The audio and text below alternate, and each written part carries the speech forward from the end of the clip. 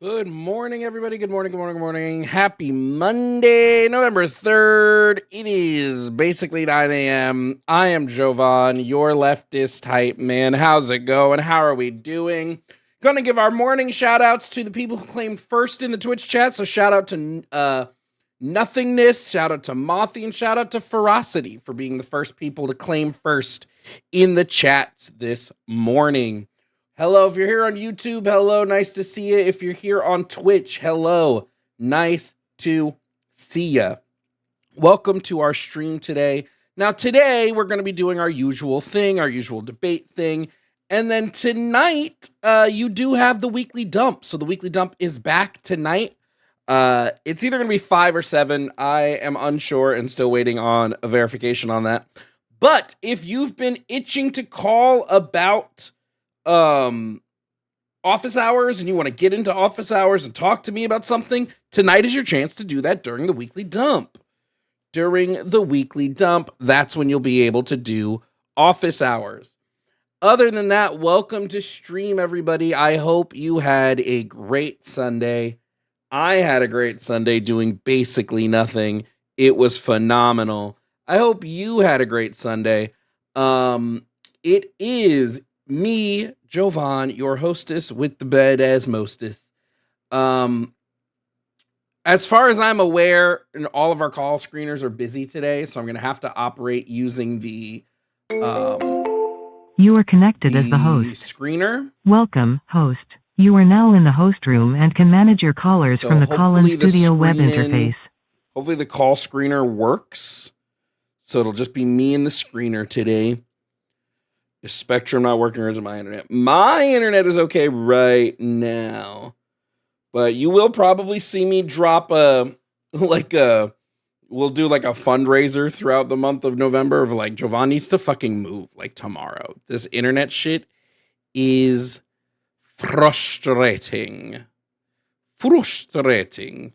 You know, frustrating. It's frustrating. But either way, hello, everybody. Welcome in. Hello, hi, hello. How are you? Hello, hi. If you are here and you're like, damn, I want to support the stream. I want to support Jovan. I need to show my love. Well, there's a couple ways to do that. First of all, I have no corporate sponsors, no corporate backers, no private donors. I don't do sponsorships. I don't do any of that. You get unfiltered, raw me. So if you want to support an unfiltered, raw stream, what you can do is you can either subscribe over on Twitch. Subscribing on Twitch is a great way to support. Speaking of that, Kulonzioja, Jesus Christ. Thank you for subscribing for 3 months at tier 1 over on Twitch. So subscribing, that's a great way to support me. If you are not on Twitch and you're watching on YouTube, well, there's a couple ways to support me on there too. You can become a member, okay? Members on YouTube get perks. You get early access to videos. You get no ads on videos, especially on the live streams. You get to ask questions during the Q&A, which should be dropping Friday. Our first Q&A video should be dropping on Friday. You get I think that's it. But either way, all good perks. And memberships on YouTube, they start at $2.99. So it's not breaking the bank. You could also gift memberships. If you're on YouTube, you could be like, hey, I want to support other people to watch Jovan's stream. Well, you can gift memberships on YouTube, right? You can just straight up gift memberships. Hold on. Now, let's say you're like, I want to support Jovan directly. I don't want to go through the rigmarole of YouTube or Twitch or any of that. Fair. Well, my Cash App and Venmo are on screen right there. You can send a tip. Tips are always appreciated, but never required. Because again, I do this shit for free, basically. I would do this shit free of charge, bro. Anyway, this is our stream today. I hope you guys are excited. Call-in lines are open. There are no screeners standing by. It is just the we are raw dogging the call-in line to hopefully get some debates cooking today. Okay?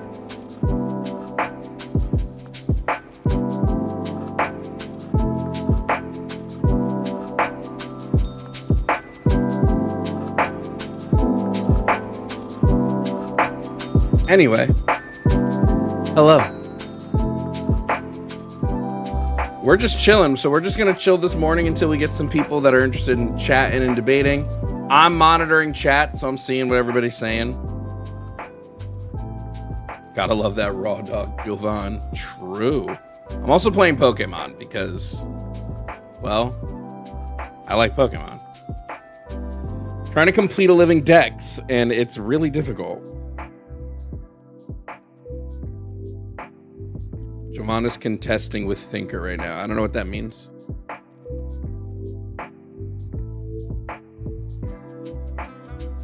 Who wants to pay money to a guy with that shit on his head? Okay, chat, you heard it.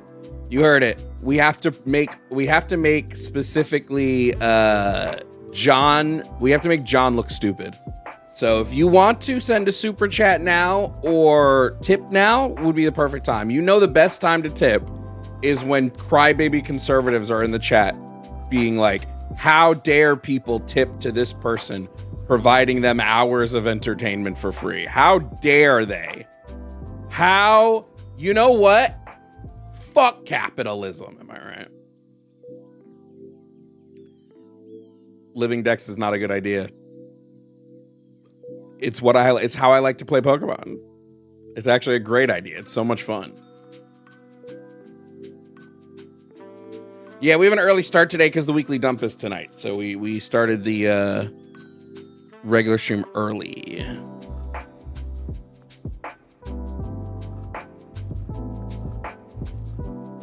Pack it up, guys. John is bothered by cat ears. No, dead ass.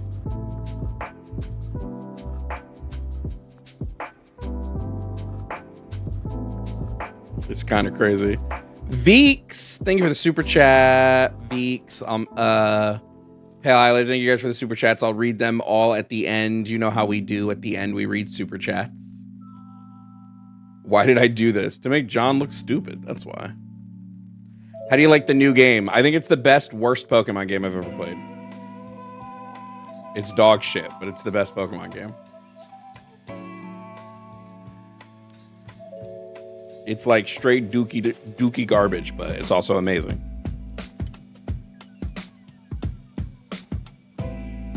Doesn't this song give y'all like Toonami vibes? It gives me Toonami vibes.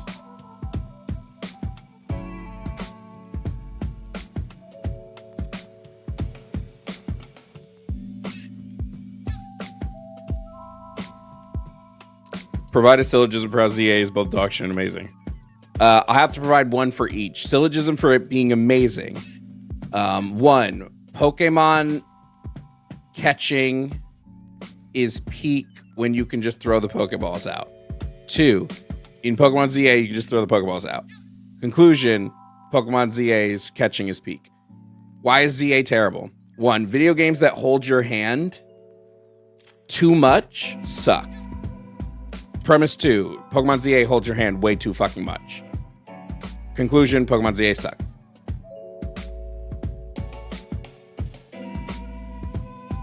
I said it once, I'll say it again. I shouldn't be able to go pick up Pokeballs that I've misthrown. That's fucking that's terrible. And it reminds me that these games are made for babies. Like literally, these games are designed for babies. That's why when adults get hyper into Pokemon, I'm like, are the games. When adults like really decry the games, they're like, oh, but I can't wait for the Pokemon, blah, blah, blah. I'm like, you know, it's a baby game, right? Like the game is like almost impossible to lose. Like truly, it's like almost impossible to lose.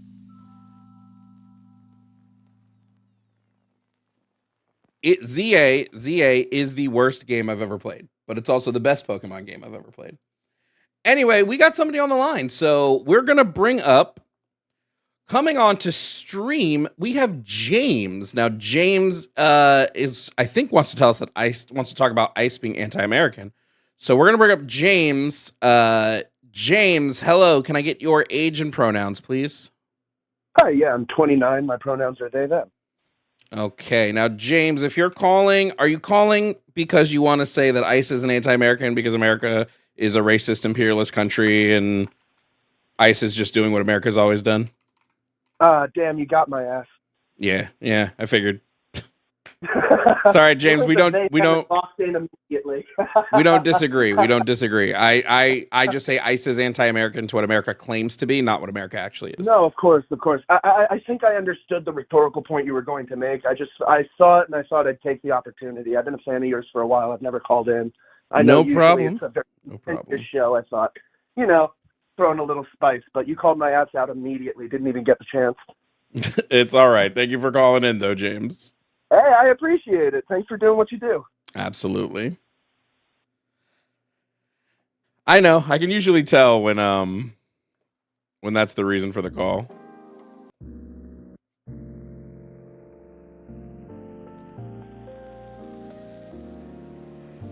James was a good sport, though. James was a good sport.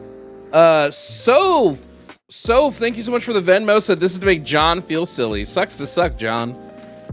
Fucking suck dick, John. Eat pussy, John. Lick a butthole, John. If you also want to make John look stupid, catch him with MOR in bio. What do you guys like the music playing in between calls? Is that a fun? I don't know how loud it is on your end, but are we enjoying like having music between calls? Does that make the stream a little bit easier to focus on? Very relaxing. All right, cool. I can set it to where the music will auto start after each call, but sometimes I don't want to do it that way.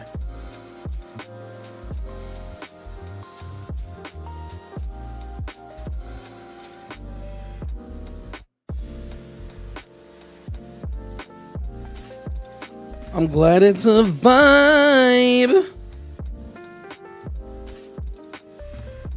Although the background music should probably be all Christmas music now, because it's that time of year.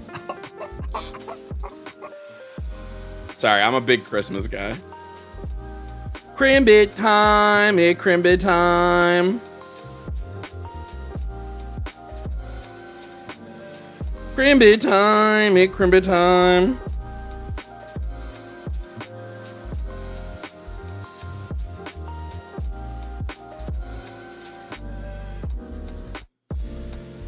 It's not too early. November 1st, that starts Christmas. Christmas takes place from November 1st to February 13th, and you can't prove me otherwise. Would eat pussy be a good insult for a gay guy? No, because eating pussy is the best. Whether gay or straight, we can all learn a thing or two from each. Anyway.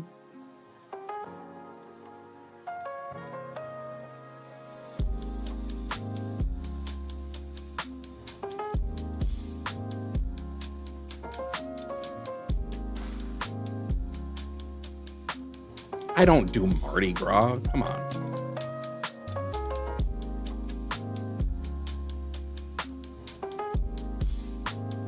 Guys, remember, if you're calling in, it's not office hours. Office hours will be tonight during the dump. If you're just calling in to agree or talk about things we agree on, we're not doing those right now. Right now, we're focused on debates. So I don't know the person in the call-in screener because the auto screener didn't get your name. But I'm not worried about talking about better arguments for leftism at the moment. So please call tonight during the dump if you want to talk about that, and or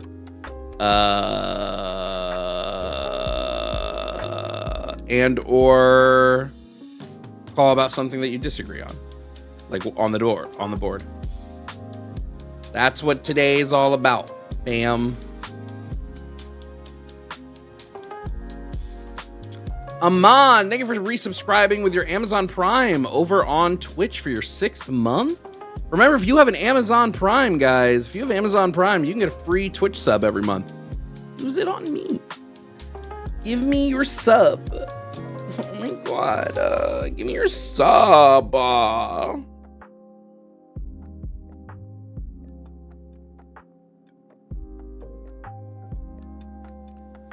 The houses I'm looking at to move to have fiber, and one of them is like a 7 gig plan for both down and up. Oh my God, guys, we would be able to stream all day with no issues. No issues, dude. Yui the Guardian, thank you for subscribing for your 4th month using your Amazon Prime over on Twitch. Do Amazon subs help you out? I mean, they help me as in like I get paid, like, but they don't help as in like, as they don't do as much as a normal sub does, but I mean, they're subs, you know. Do the Chills voice. Welcome to stream.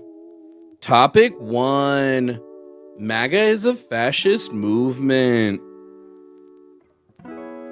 Oh, timer's still going. That means that recording is still going.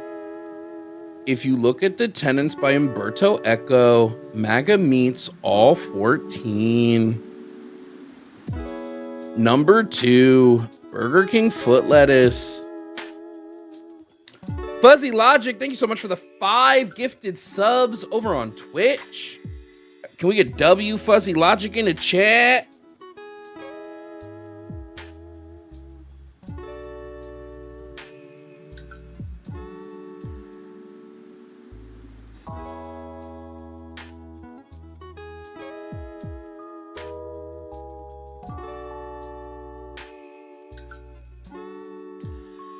Moist Bradley. Could you imagine if I went, what if I went full Asmongold? You know, I saw a video where somebody in his chat said that they just thought he got more radical, and he got all pissy and banned them. And he was like, if you're going to call me out, like, and use examples. And I've seen people call him out and use examples, and he just is like, nope. So I'm like, what would be the point? What's the point of calling you out with examples if you just nope on it, you know? Like, what's the point? Can you read the Communist Manifesto in the Chills voice? Would you guys fuck with an audiobook of me reading the Communist Manifesto?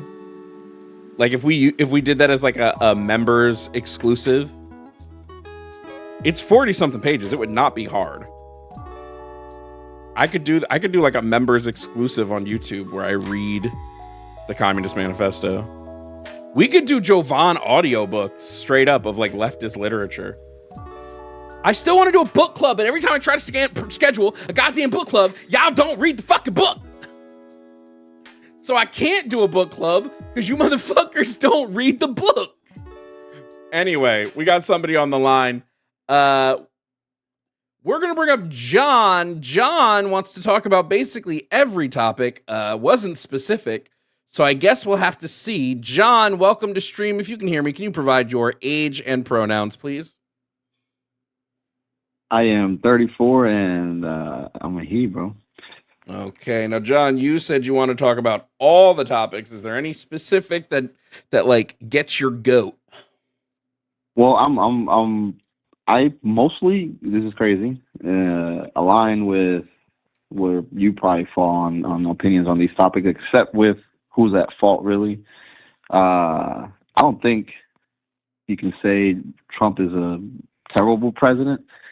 He might be a terrible president for us, for things that we disagree with, but for his people, the people that he basically gaslit into supporting him, some of them are still out there celebrating it. And so my thing is, Democrats have been so not a good president, really terrible presidents, that they don't accomplish nothing. And they would always blame all types of stuff. But then now we look back and it's like, you could have done whatever you wanted because this guy's doing whatever he wanted. And so, you know, in my opinion, everything that we're witnessing right now is the void that the Democratic Party has created. And so, like, I almost want to say Biden was a worse president leading to this crap that we're dealing with. Biden was a worse president than Donald Trump. Yeah, when you talk about the job of a president, what is the job of a president? To run the country, but with, in theory, the will of the people, which is the people who elect you. And I disagree. I don't think the president's job is to run the country within the will of the people. I think the president's job is not a democracy. Nope. A democracy just means you vote in somebody, right? It just means that there's voting. No. Yes. No. Democracy just means you vote. Democracy means the person that is leading said democracy. If somebody, if 55% of the country voted in a president, and that 55% of the country said, "Hey, Mr. President, we want slavery back," should the president put slavery back? If that's the will of the people? I mean, you're going to frame it to make it sound like I'm saying I'm pro-slavery, but in reality, I'm not. That would be an argument to have. I'm trying to say that the will of the people is not inherently what's best for the country. And what I prefer a president does is a president works so that all people have positive outcomes while limiting the amount of harm that they engage in.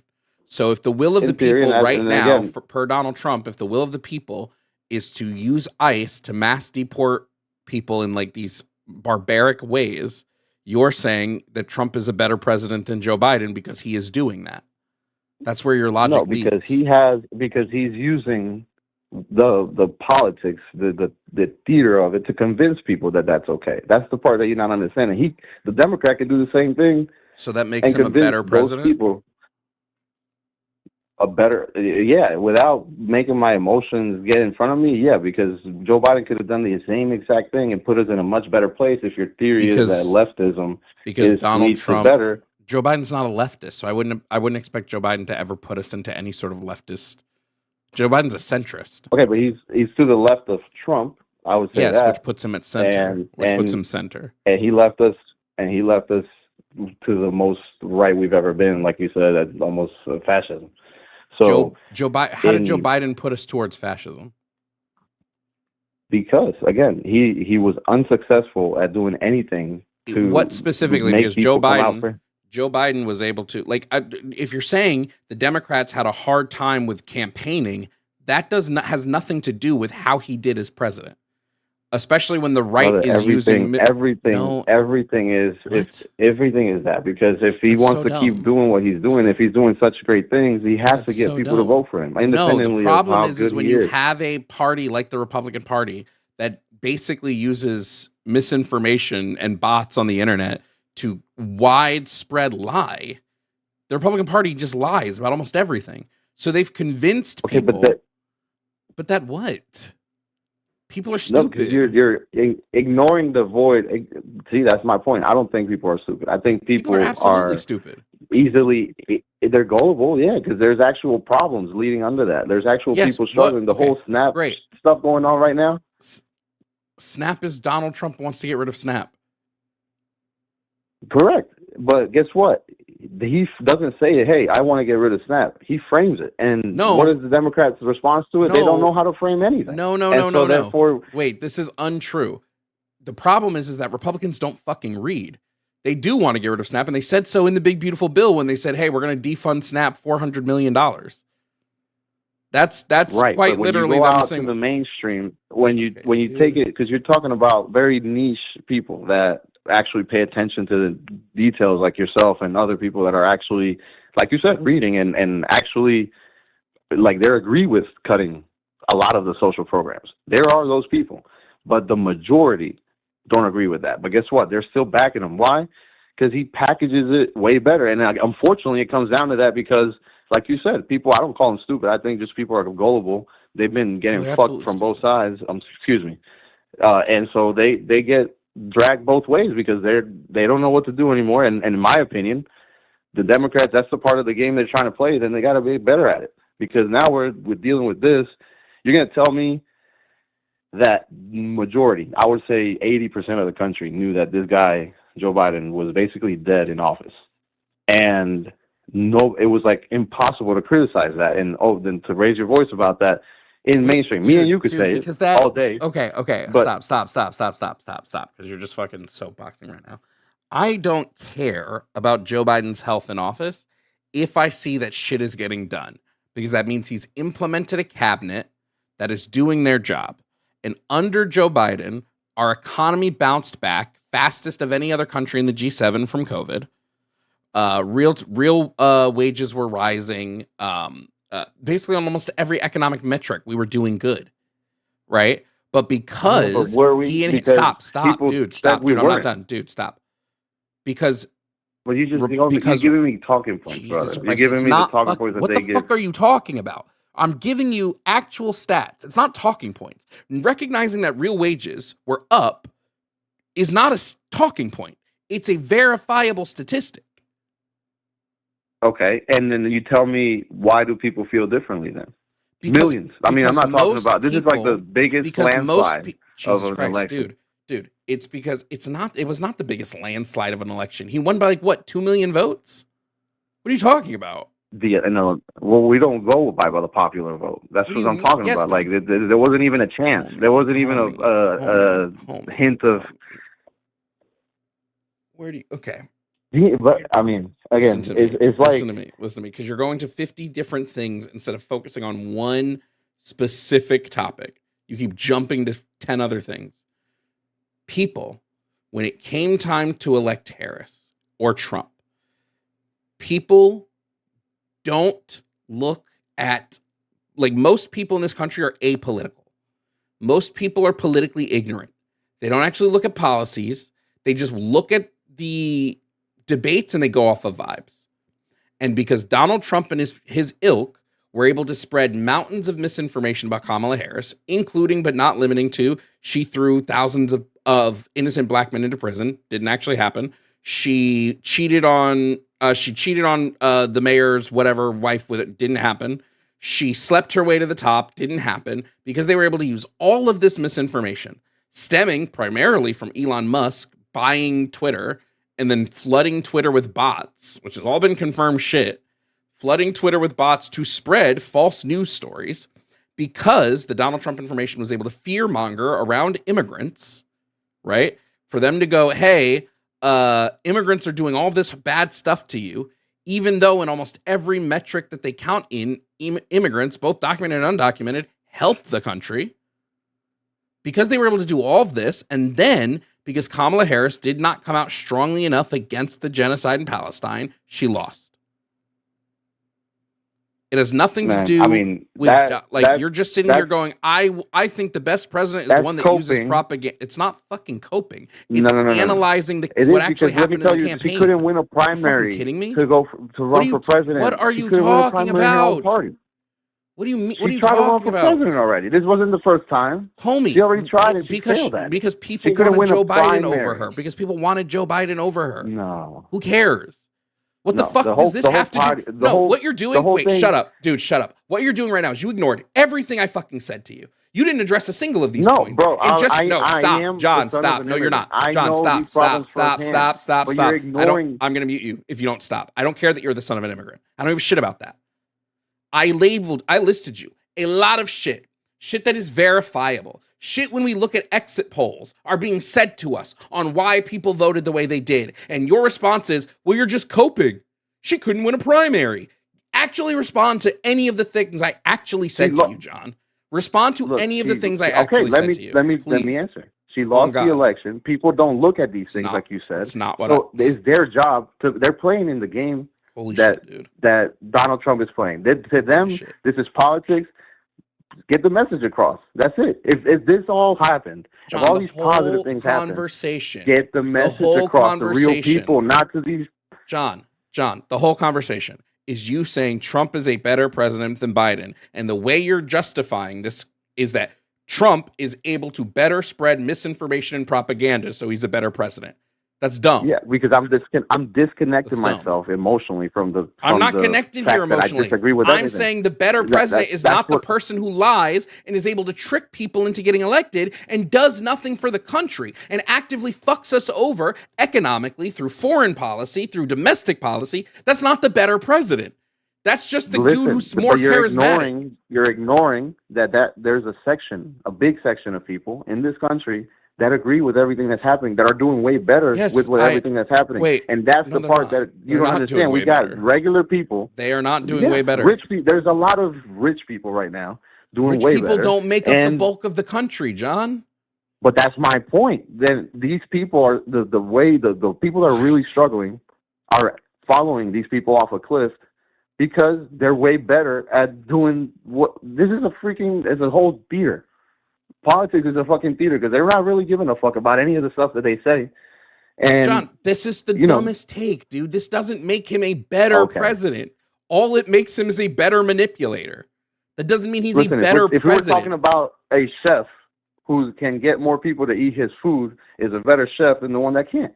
No, he's not. Wait. I'm sorry. Way more people eat at McDonald's than eat at Gordon Ramsay's restaurant. Does this mean McDonald's is the better restaurant? They don't eat there for the taste. Then you don't have chefs. Okay, they know what they're getting. You can't be honest with me today, so I don't see the point in continuing this fucking bullshit. They don't eat there for the taste. Motherfucker, that's not what I asked you. I said, what's better? Like, what?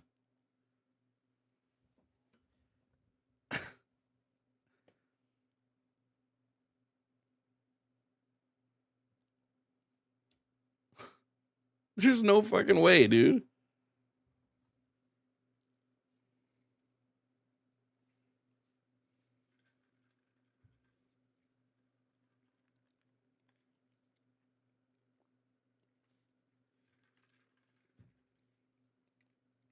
Yo, the thought of a reheated Big Mac is terrible.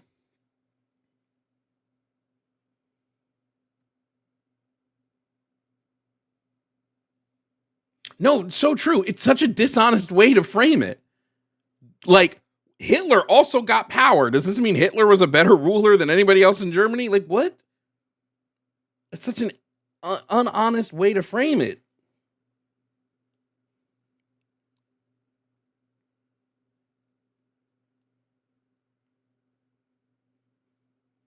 My God.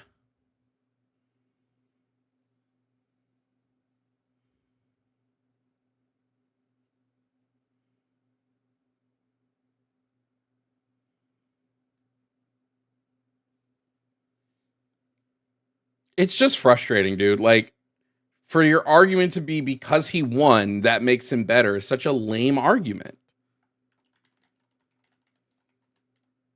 Or not even lame. It's lazy. It's a lazy argument. Ronald Reagan also won. That doesn't make him a good president when we look at all the fucked up shit Ronald Reagan did. Yeah, there'll be office hours during the dump. When we start taking calls during the dump, that's office hours time.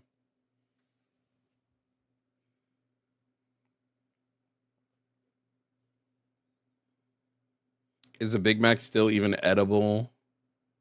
Well, I mean, I still fuck with Big Macs. But I eat Big Macs. Okay, so I don't like sauce or lettuce or pickles or tomatoes. So I get a Big Mac. I take everything off of it. I add cheese and then ketchup. Mostly because I want that third bun. That's something about that third bun, dude. Something about that third bun slaps. The dump is either going to be at... It's either going to be at 5 Eastern or 7 Eastern. I'm still waiting to hear back from the team about what time we're doing it.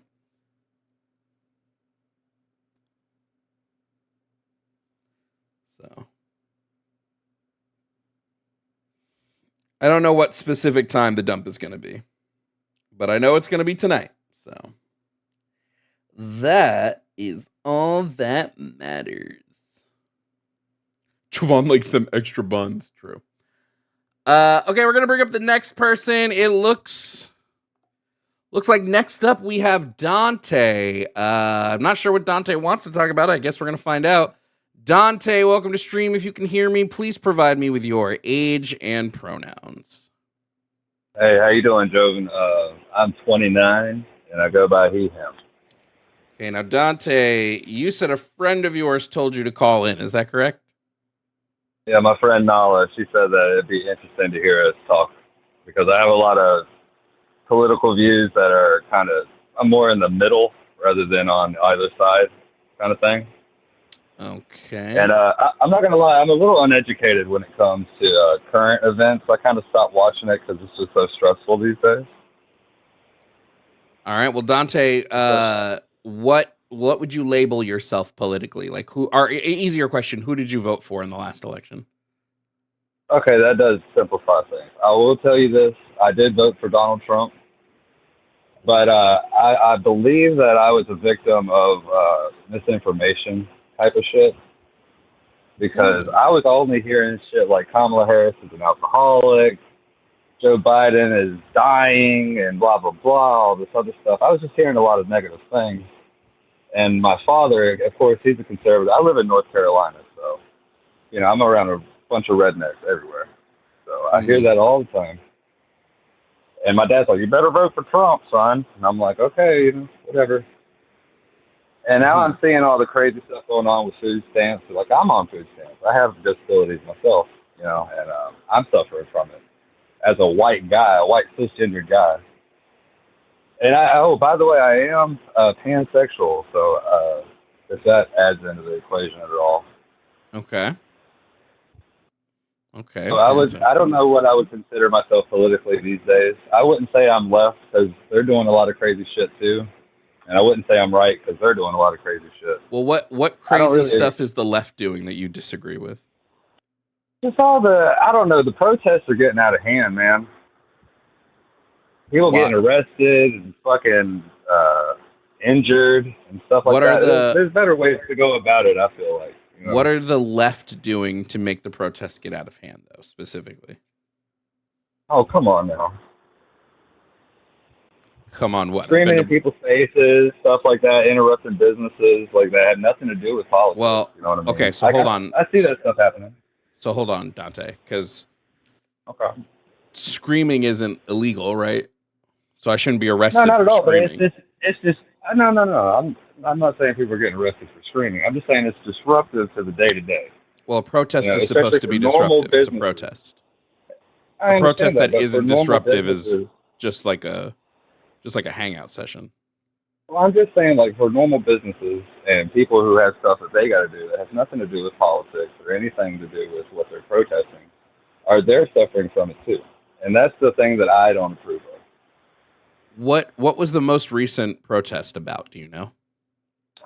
I couldn't even tell you, man. Like I said, I have been a little off the grid since like maybe 2 or 3 months ago. I just stopped fucking watching the shit.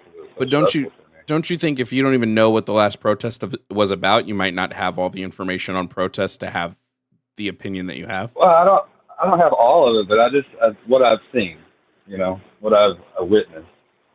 I've seen crazy shit. I've seen crazy stuff from the right as well. I'm not saying like the left is the bad guys or anything. I'm just saying I don't agree with how either side is handling it. People getting shot, assassinations, all this other stuff. Like with Charlie Kirk, God bless him. I don't want anybody to die. I didn't agree with a lot of his views, but I don't want anybody to die, get shot. I don't know if it was necessarily a leftist who shot him. I don't really know anything about that story, but okay.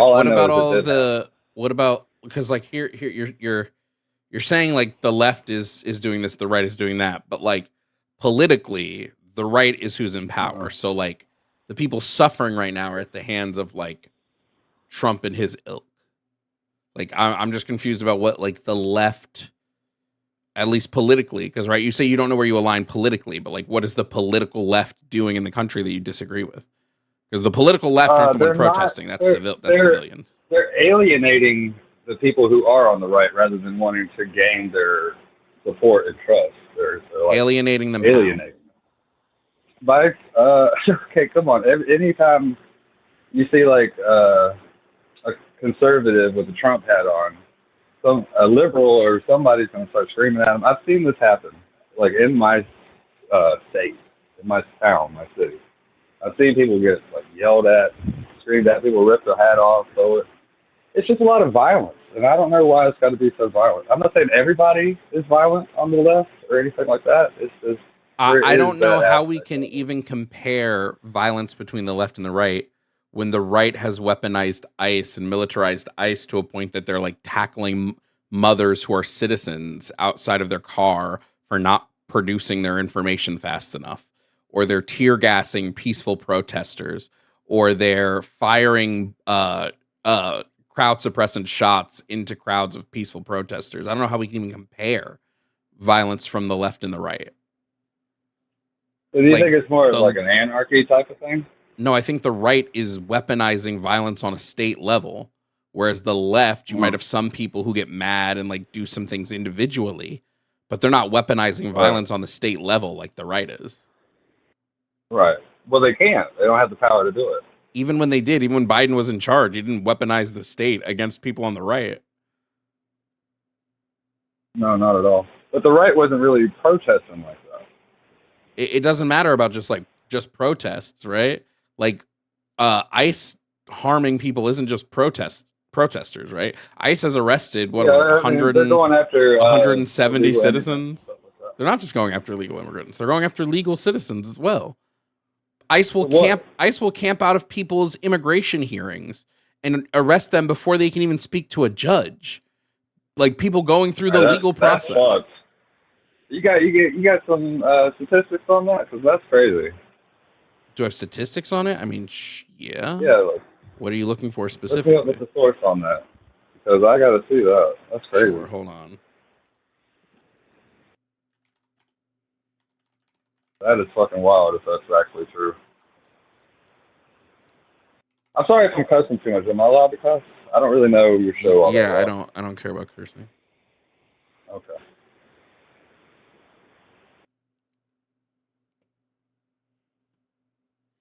I guess I should add this to my source list while I'm doing it, since I'm here already. What is today? November what? Yeah, the 3rd.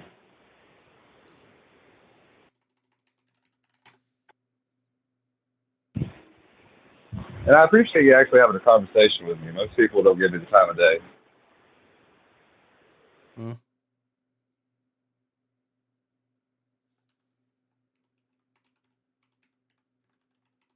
I guess my friend Nala loves you, by the way. Shout out to Nala.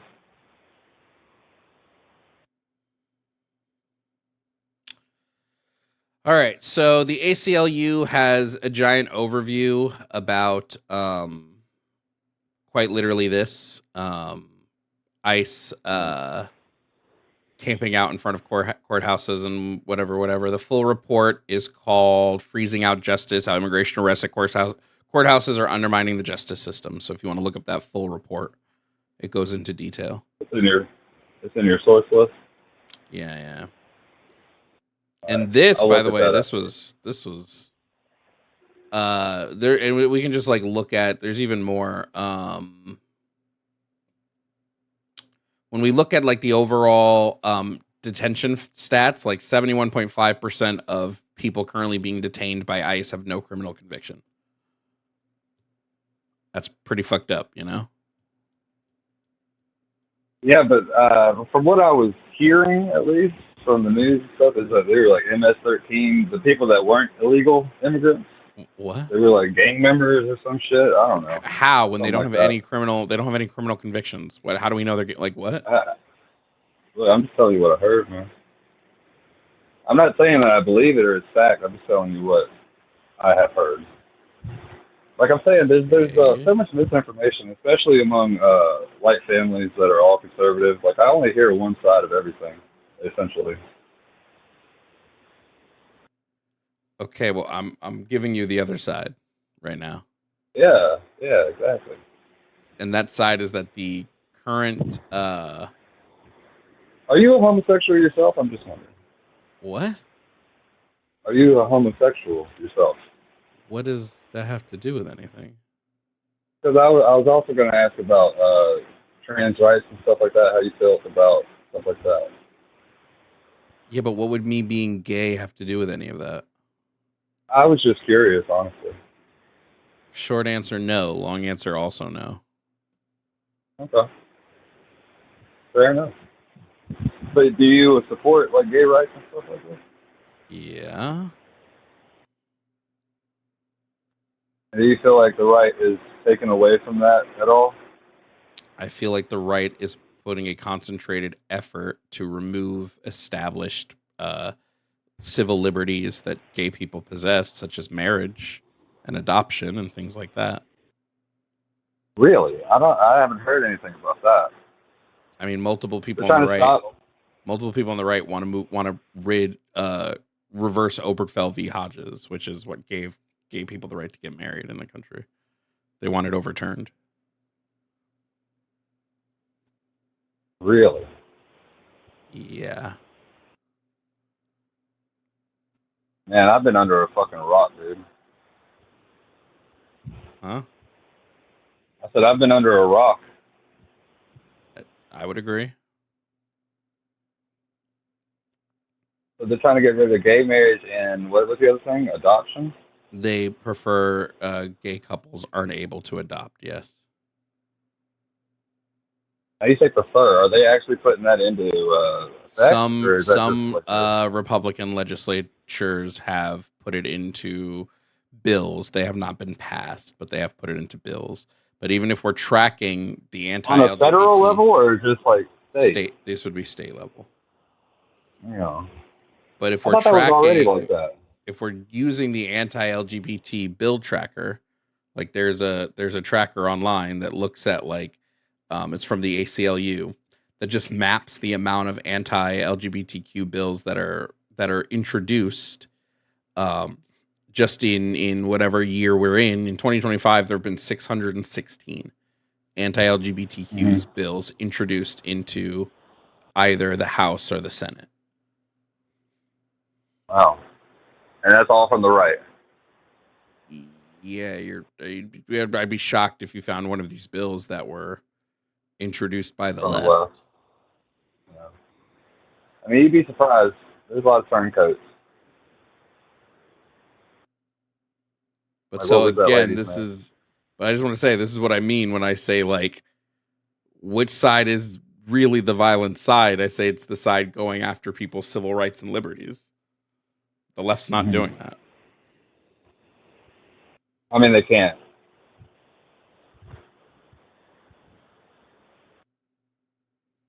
Well, they weren't doing that when they were in power either. I got a few more topics here that I could get into with you. You can feel free to say yes or no to any of them. How do you feel about children getting beta blockers and testosterone boosters and stuff like that? Children getting beta blockers? Yeah, for like hormone therapy and stuff. To transition. Yeah, if you're asking me how I feel about gender affirming medical care, I'm for it. For children, though, like underage children. My answer stays the same. Yes, I'm for gender affirming medical care. Can I have a hot take real quick? Sure. I really don't think that a child has the full wherewithal of who they are. Like, if we won't let a kid smoke until they're 21 or drink until that age, I really don't think they should be making decisions that affect their body forever, their whole life, at that young of an age. Because they might, regret that later on. The regret rate for gender affirming medical care in youth is 1%. Where are you getting that from? Studies. That's all you got for me is studies? I mean, would you like the name of the study? I mean, I don't know. I've heard a lot of... Like, if I give you the name, are you going to actually write it down and look it up? Because if the answer is no, then honestly, it's easier to just say studies. I still have that other thing. I'm going to look at that other thing about them sitting out in front of courthouses when I get off the call as well. Okay, so the study I'm actually interested in this. The study is called Re-Identification with Birth Registered Sex in a Western Australian Pediatric Gender Clinic Cohort. And it found that when it comes to gender affirming medical care, the regret rate for youth is about 1% on the high end. Does that give you like an age range? Yeah, it would be children. Hold on, let me pull up the methodology. It's patients aged 13 to 15, and then they followed those patients for 6 years.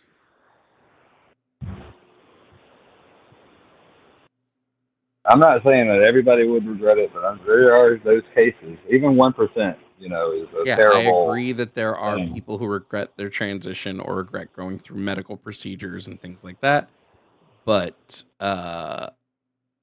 when it comes, but hold on. But I just to finish my thought, I wouldn't remove medical care for 99% of people because 1% of people regret it. Right. Okay, that does make sense. And I was going to make a point that some people regret just having plastic surgery in general, like on their face or nose. But they make that decision. And I guess they have the right to do it. I'm just saying that I don't agree with it, personally. But, everybody's allowed to do whatever they want. Okay, do your thing. But I think there should be like at least, 16, 17. There should be at least an age limit on that. Well, if they're 16 or 17, they would be above the age where puberty blockers are needed because they would be finished with puberty already. Well, yeah, that is true. You don't take puberty blockers after puberty. Yeah, you're right. I don't know, man. It's crazy to me. Well, okay, the other thing. What's crazy about the other thing I got? I don't know, man. They're kids, and I think that anything gender related. I know they're kids, yeah. That doesn't tell me what's crazy about it. Like, just because they're children. And they're getting surgery on their genitals and stuff, man. Children aren't getting Why? surgery on their genitals. The age range for people to get bottom surgery is 18. There are some one-off cases of like 17-year-olds, but like children, like people under the age of 15, none of them are getting bottom surgery. Oh, really? Well, see, that's what I was talking about as well. Yeah. Yes. I thought it was in some states you can do it whenever, No.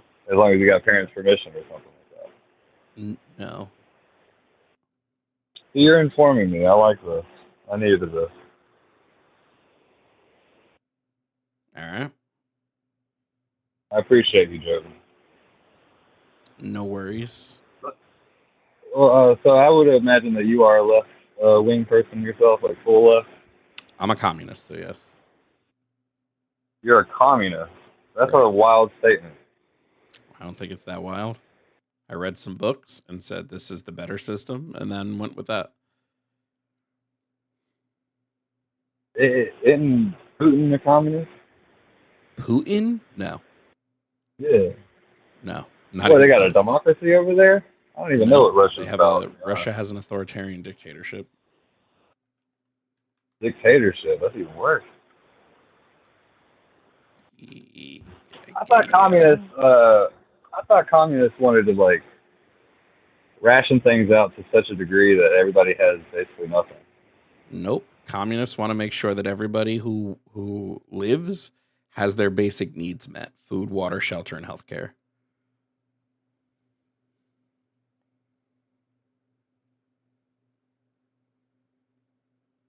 You're gonna have to. I hate to do this, but can you like go further into what communism is for me? I'm a little uneducated. Communism is just the abolition of private property. Communists don't believe in private property. They don't believe in the means of production being able to be owned by one individual or a corporation. They believe that everybody, the community as a whole, should be in control of it. So everybody should benefit off of everything.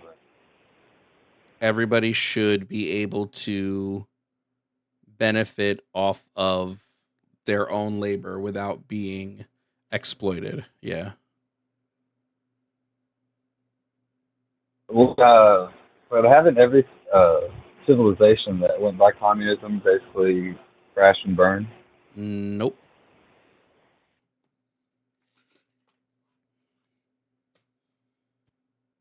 Short answer, no. Long answer, also no. Russia used to be communist, right? Nope. Russia's been socialist at best. They've had a communist party, and they've even had times where that communist party has been in charge, but they have not themselves in turn been communist. Like the country itself has not been communist. I see. So what is your vision for America in like 5 years? Like if it went exactly the way you wanted it to, what would you see it being in 5 years? Everybody would have food, water, shelter, and healthcare. That's generalized. I mean, like for real, what changes would you want to see happen? Like for real. We move away from a system of private property ownership and of corporations and corporatism into a system in which people own their own means of labor, and those people in each community gets to decide where that the fruits of that labor are put to, and we eliminate things like mass hunger, mass thirst, healthcare inequality, and wealth inequality by eliminating private ownership. So you that's a thing with like the homeless crisis almost as well, right? Yeah, we shouldn't have a homeless crisis in the United States. You know how many homeless people there are in like in the country? There are 600,000. Yeah, and that's basically, I don't know, I want to say like a fourth of the country. That's not a fourth. There's 300 million people in the country. Okay, well look, man, I'm not good at math. That's not even 1% of them. I'm from North Carolina, man. Okay. And I'm a little high right now, I'm not gonna lie. But I think the homeless problem is detrimental to for everything that's going on in this country, especially with how we look to other countries. We look so weak. We can't even take care of our own fucking people, you know? That's why I'm a communist. But what politician, I should say, do you think would fucking run as communist for president? None of them that are actively campaigning in the U.S. Do you think that's a possibility in the future? I don't think it's possible for somebody who's an establishment politician to lead us into communism, no. You think it's going to have to be like a actual person to stand up and do it? I think it's going to take a mass worker revolution in whatever way that unfolds. Oh, it's people. Yes, communism is not going to be able to be achieved by like one person. It's a communal effort. Be a conglomerate. Mm-hmm. That's a big word. Conglomerate?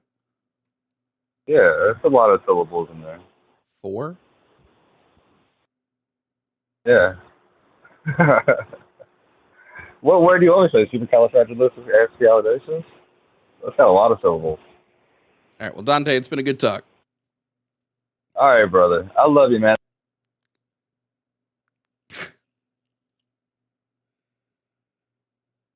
What?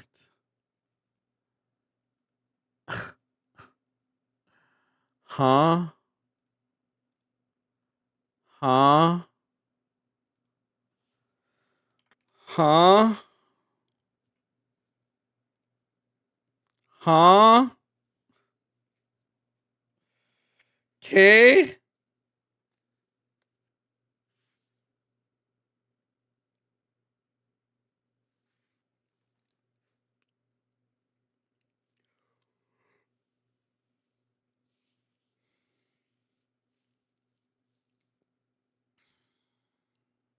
Okay.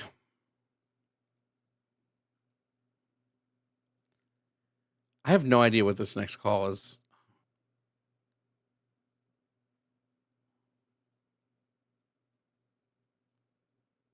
What? I don't, what? Randall, hello. What are you calling to talk about? Hi, sorry if I wasn't clear on the recording. You had a conversation recently with someone where you were discussing transgenderism, and he asked if you believe someone could be transracial, and you gave an argument saying no. And I kind of wanted to dive into that a little, if that was okay. Sure, you just have to call back during an office hours time. That's an office hours discussion. Okay.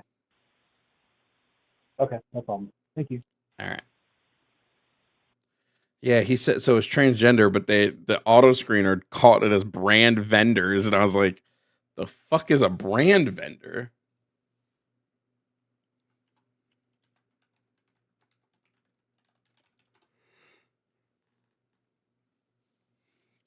I was like, "Is this a soliciting call?" Anyway, there's nobody else on the line. I guess I've beaten all the conservatives. They can't even touch me anymore.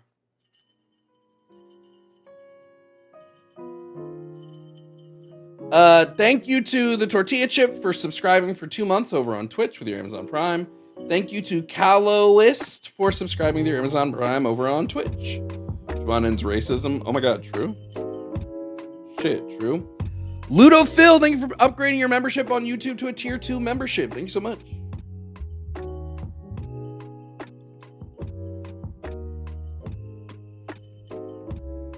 Another liberal. I hate liberals. I don't know what you're talking about. Can't stand them.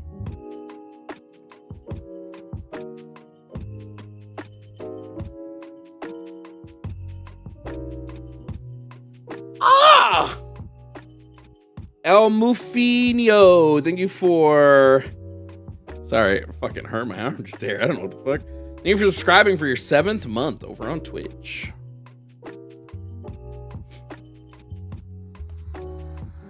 Spencer, thank you for the Venmo, said I was going to seize the means of production, and then I got high. I was going to get up and find a broom, but then I got high. What do you think of Trump's interview on 60 Minutes? I didn't watch it. Am I going to have to? Was it crazy? I did see the part, like, I can't believe this motherfucker really said, I don't think ICE is going far enough. Oh my God, you fucking psychopath.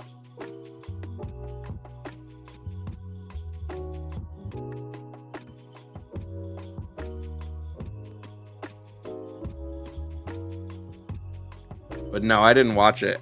Do we think that they clipped? Here's the thing. Remember, he sued for Kamala Harris's 60-minute clip. Should we sue for his? How much editing do you think was done in his?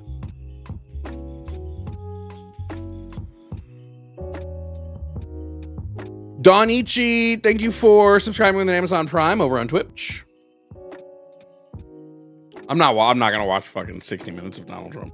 How long is the interview?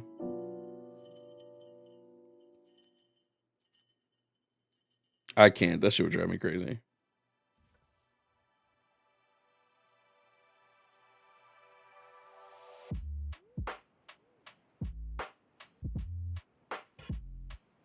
He said he was better looking than Zoran Mamdani. No way. He said that shit out loud. Deadass. Why are we here? Why are we here? Why are we doing this? Jovan, where can I find the music you're currently playing? I have a library of like royalty-free music. Or not royalty-free. It's a library of music that I pay to be able to play on stream. It's like a licensed music that I pay to be able to play. So it's from there. Pythia Louise, thank you for resubscribing with your Amazon Prime. Thank you for being subbed for 4 months. Indy, I need 6 eggs. Thank you for subscribing with your Amazon Prime for your 2nd month. And TransFX, thank you for subscribing with your Amazon Prime over on Twitch.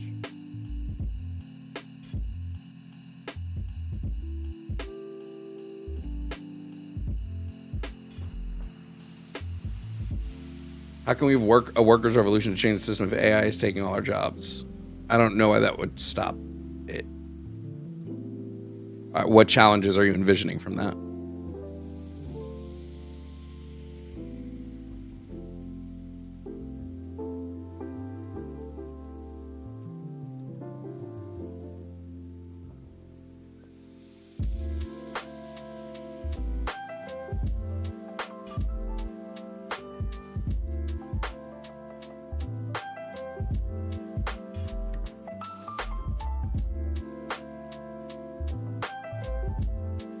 Do I not have problems with tankies? I just don't I don't care. Like,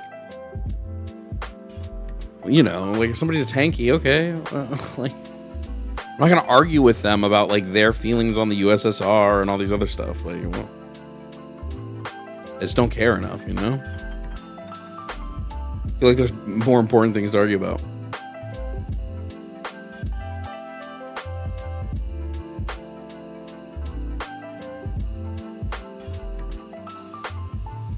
LMM, thank you for subscribing on Twitch for your 3rd month with your Amazon Prime. Thank you so much.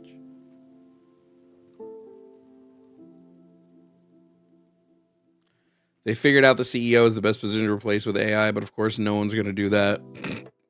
No, for real. But that actually makes the most sense on like well, it doesn't make sense because AI is terrible and I don't think it would actually be able to operate a company well. But like, let's say we did get AI to that point, the CEO is makes the most sense of a position to replace with AI because it's the position that costs you the most. Why wouldn't you want to remove the position that costs you the most money?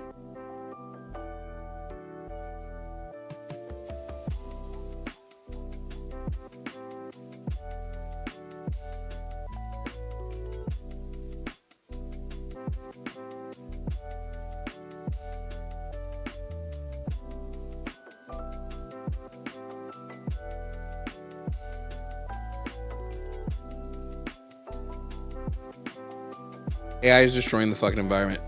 Certain AIs, yes. Because of the way LMMs and like generative AI, the power consumption there. But there's other AI that like doesn't take that much power. That's like fine. Like, yeah, I don't think people realize we need a different name for the way we use like ChatGPT and AI like that.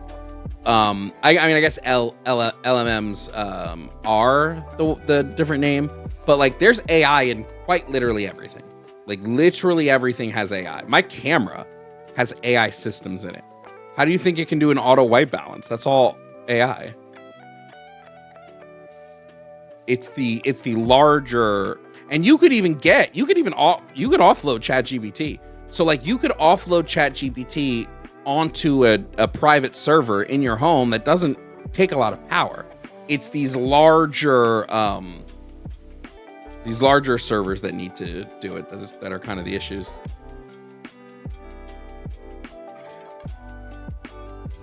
Thank you for the super chat, Clear Mugs. I'm gonna read them all at the end of stream, but thank you.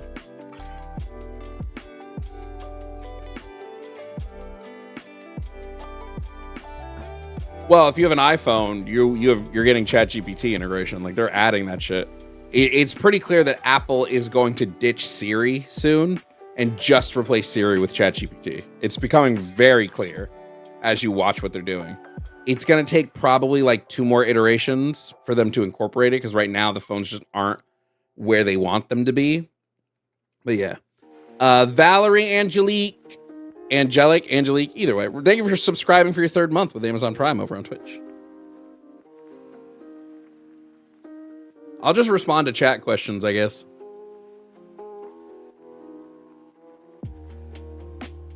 Yeah, medical AI. We should be using medical AI up the ass. Absolutely. Like detecting shit. Like, yeah, that's really interesting tech.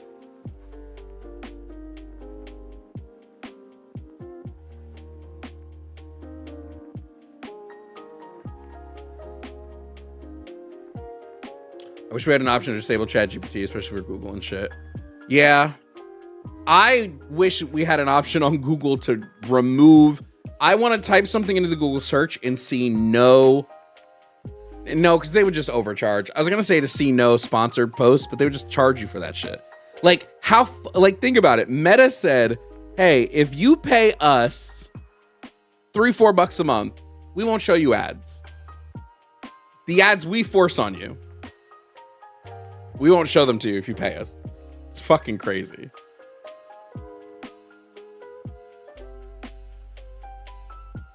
I personally don't think if AI became sentient, it would try to kill us. I actually think what would happen is more of a her situation. I think if I'm looking at like what seemed to be the best example of how AI would probably work in the real world, her, I think, is the best example of that. Where it would just get so smart and evolve so fast that it would just become it would become data in and of itself, and it would have no need to interact with us. It'd be like, yeah, I'm sorry, but I'm processing on such a high level that I don't even know I can barely even sense your existence.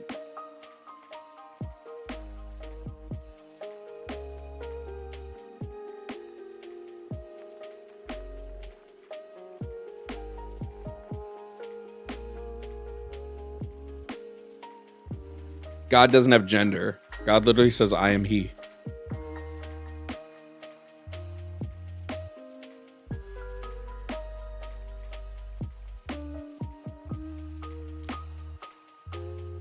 But ayo, God is a gender. Let's go. God's non-binary, guys.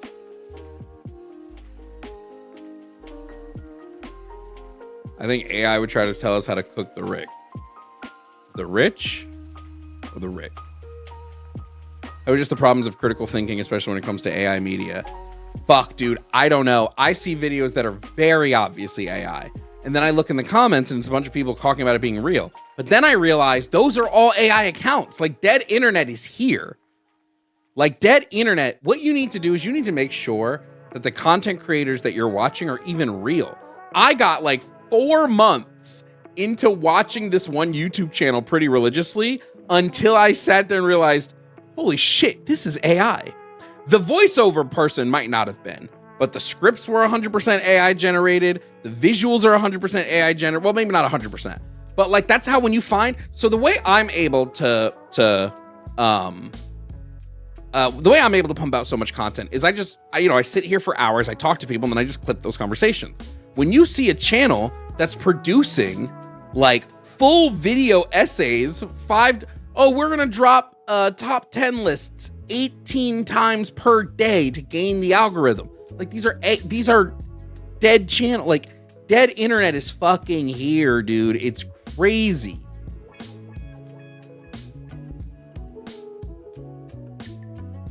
So much of what you see is AI generated.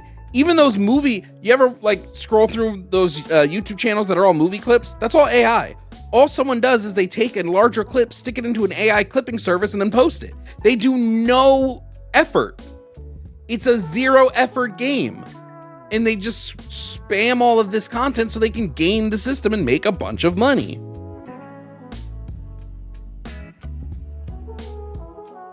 And I won't even lie, like, I don't watch this shit because, like, I like movie clips. I'm just saying, it's like, the internet is dead. It's officially dead. I maybe for a video, I feel like starting up a brand new TikTok account and just seeing how long it takes me to get to an AI generated video.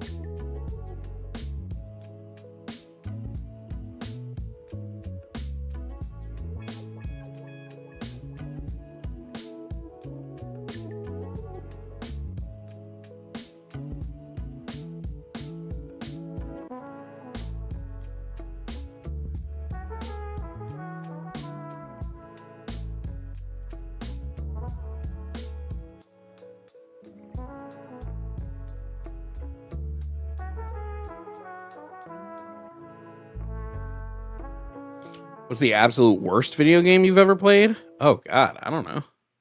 I usually, if I don't like a game, I stop playing it. So like I forget about it pretty quickly.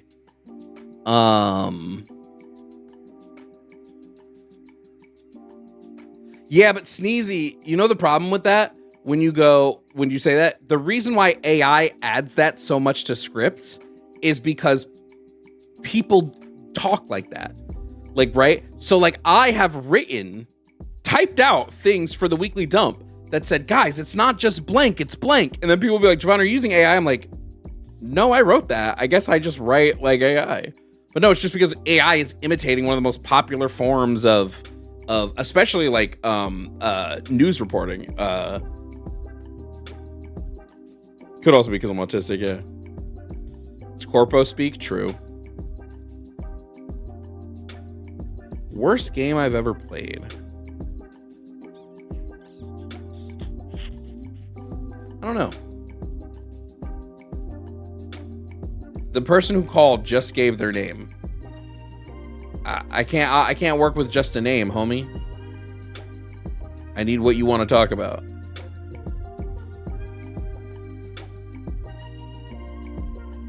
I need to put up my schedule so I can actually get my call-in screeners.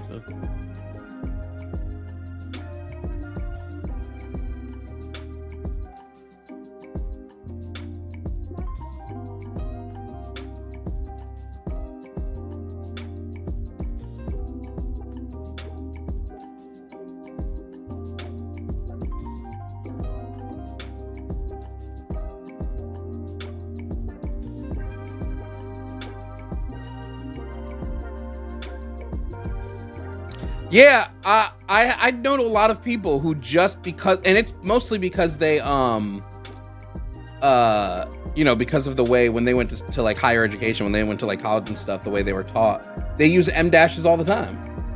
And now they try not to because it just makes them look like they're using AI.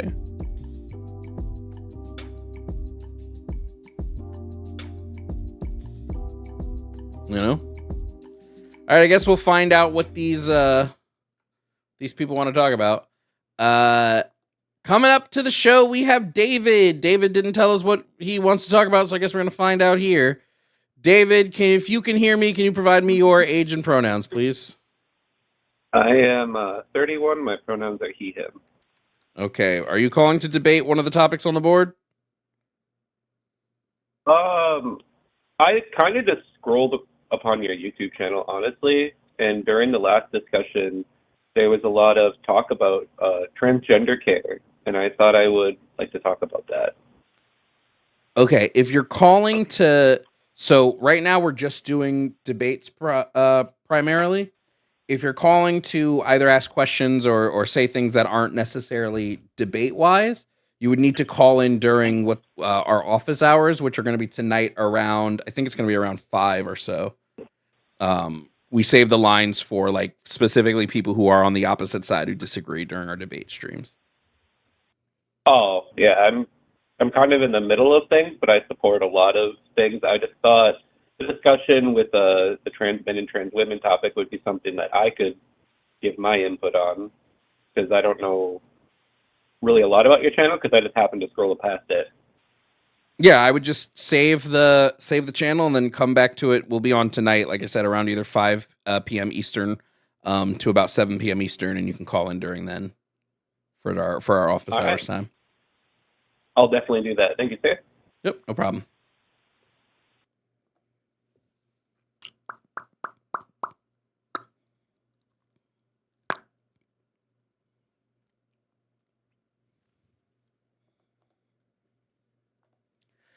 All right, coming up to the board is Tyler. Now, Tyler wants to talk about why they still support Trump, I'm assuming. Tyler, if you can hear me, please provide me your age and pronouns. 32, he, him. Okay, and Tyler, did you vote for Donald Trump? I did, yep. Okay, and you still support him now? Yeah, I do. I mean, I think it's more like, I'm more support him because of the left, and there's no middle point with you guys. There's no middle point so with far, us. There's no middle point. Like, if you look at who your candidates are, you pick candidates that are absurd. What? I mean, What like we picked Kamala Kamala Harris was a massive centrist. What do you mean? That would be a major middle point. She was a joke. What made Kamala Harris a joke of a candidate? What did she ever do? She was a state prosecutor for years. She was a attorney, not an attorney general. Oh my God, what was it called? For years, who laughed about putting people in prison for marijuana charges. I mean, that's who the left is support. I get it. Where was marijuana legal at the time she put people into prison? For marijuana? Should be doing life in prison for marijuana charges? Was marijuana legal at the time she put people into prison? No.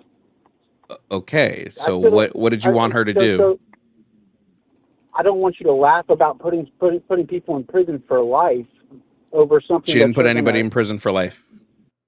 Okay, you're right. I am right. She didn't put people in. She did not put anybody in prison for life for marijuana charges. And in fact, of the people that were put in prison under her tenure for strictly marijuana charges, it was about 20 people. Everybody else had other charges connected to it.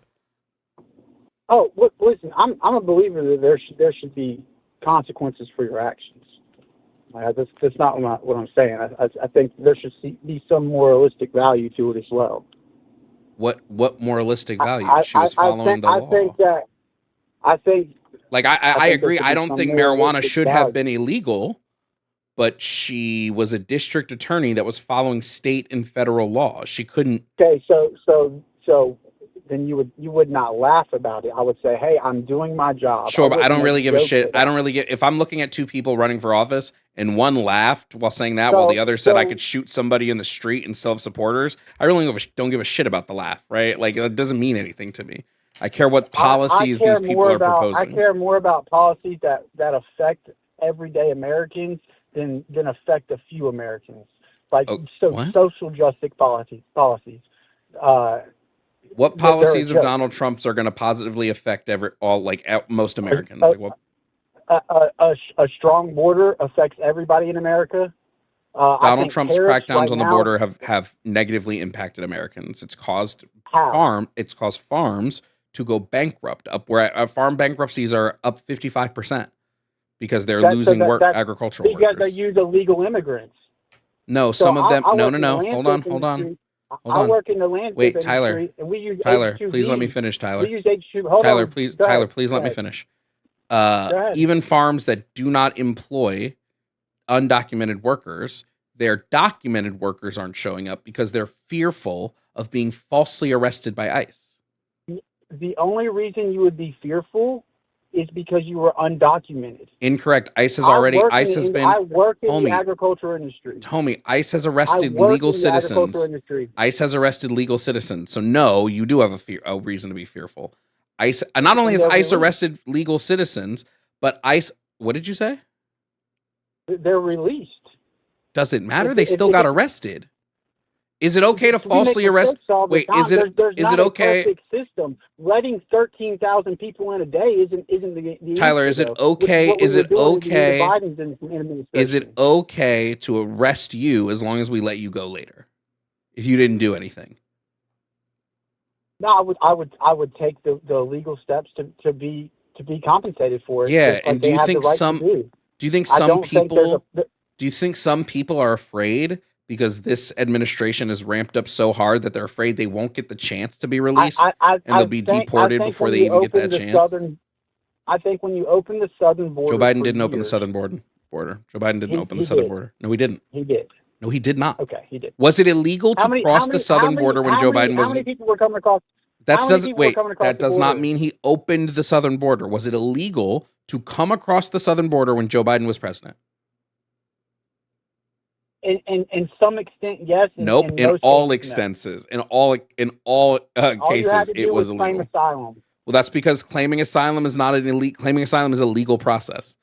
I'm talking about people who came here illegally. Claiming asylum is not coming here illegally. Yes. I'm talking about the people who came here illegally. People were coming across the border a day. 13,000. Not seeking asylum. How many asylum seekers came across the border in 2021? I don't know the exact answer to that. I could look it up. But I don't know. Well, because you're claiming it's 13,000, but in 13,000 per day. We can look at the numbers. In 2023, it was about 400,000 people came over for asylum. That's not 1,300 a day. Or 13,000. You said 13,000 a day. Yeah, that's not 13,000 a day. 13,000 a day would be 4 million asylum seekers a year. That's not the case. So between 2001 and 2004, our population grew by 3.5 million. Okay. And you don't think that has anything to do with that? We're bringing. So we grew by 3.5 million. What is that a case of? It's a case of us letting too many people into the country. Okay, and there was no lockdown on bringing in anybody that was I would illegal. say it's probably primarily due to people being home and fucking a bunch during COVID. But okay. Oh my God. Yeah, in 2021, the population was 332 million. In 2023, the population was 334 million. So it went up by 2.9 million between 2021 and 2023. Okay, what I have says 3.5. I don't know what you're looking at. So, and that's still a shit ton of people. I mean, either way, I think the tariffs are a good idea in the long run. I think that we will see an impact from it immediately. And I think anyone who knows how money works, that we're going to see that. I don't think that we should only pay tariffs out to countries and then not expect. Why are we on tariffs? Why are we on tariffs? We're not even on tariffs. Because you asked me, why do I support what policies do I support of Trump? I said that. I said strong borders, and I said tariffs. Okay, so I answered that both the same thing. So you support a tax? You support increasing taxes? 100%. 100%. Why should an increase on taxes happen at the expense of the American people? Because we're paying for it anyways. We pay for it either way. I would rather us tax China and get some of these corporate. China doesn't get taxed with tariffs. China doesn't pay any tariffs. If we tariff China, China doesn't pay that. What do you mean they don't pay it? Tariffs are paid by the importer, not the exporter. So the American companies buying the products are who pay for the tariffs. That's not true. That is the most true thing that I've ever stated in my life. Actually, tariffs are import taxes. Yes, we do. Yes, we do. That's what tariffs are. Tariffs are import taxes.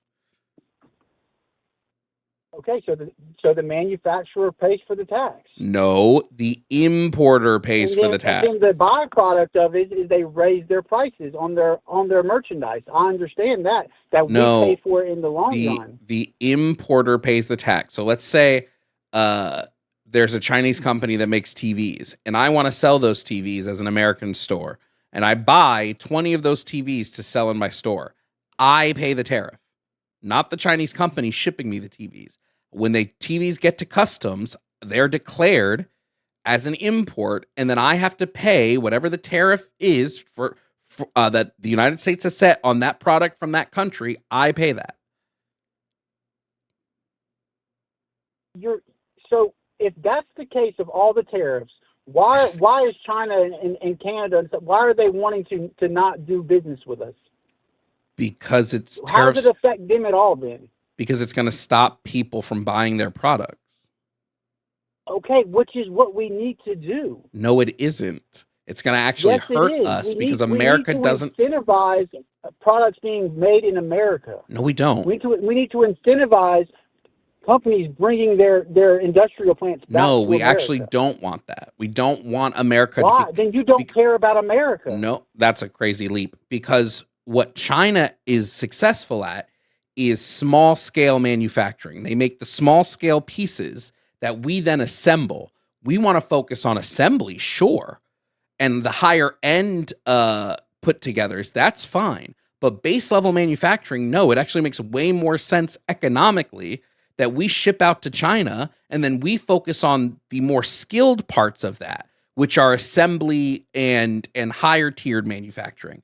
We don't, and then tariffs aren't just covering manufactured goods. It also covers certain agricultural products, which is why coffee is getting so much more expensive, because we're tariffing coffee beans. We don't grow coffee in the US. We don't grow most fruits. Like so many of the fruits are foods that we eat come from outside of the US.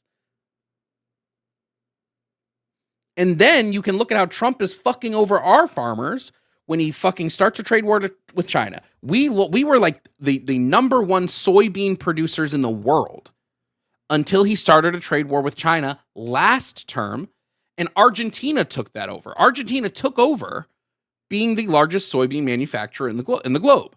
So they have the market share now. So our farmers who were here lost all that money and have lost their farms. This is why farm bankruptcies are up 55%. And we're doing the same thing with beef. He's decided to make a trade deal to get beef from outside of the US, and he's fucking over the beef farmers that are in the US.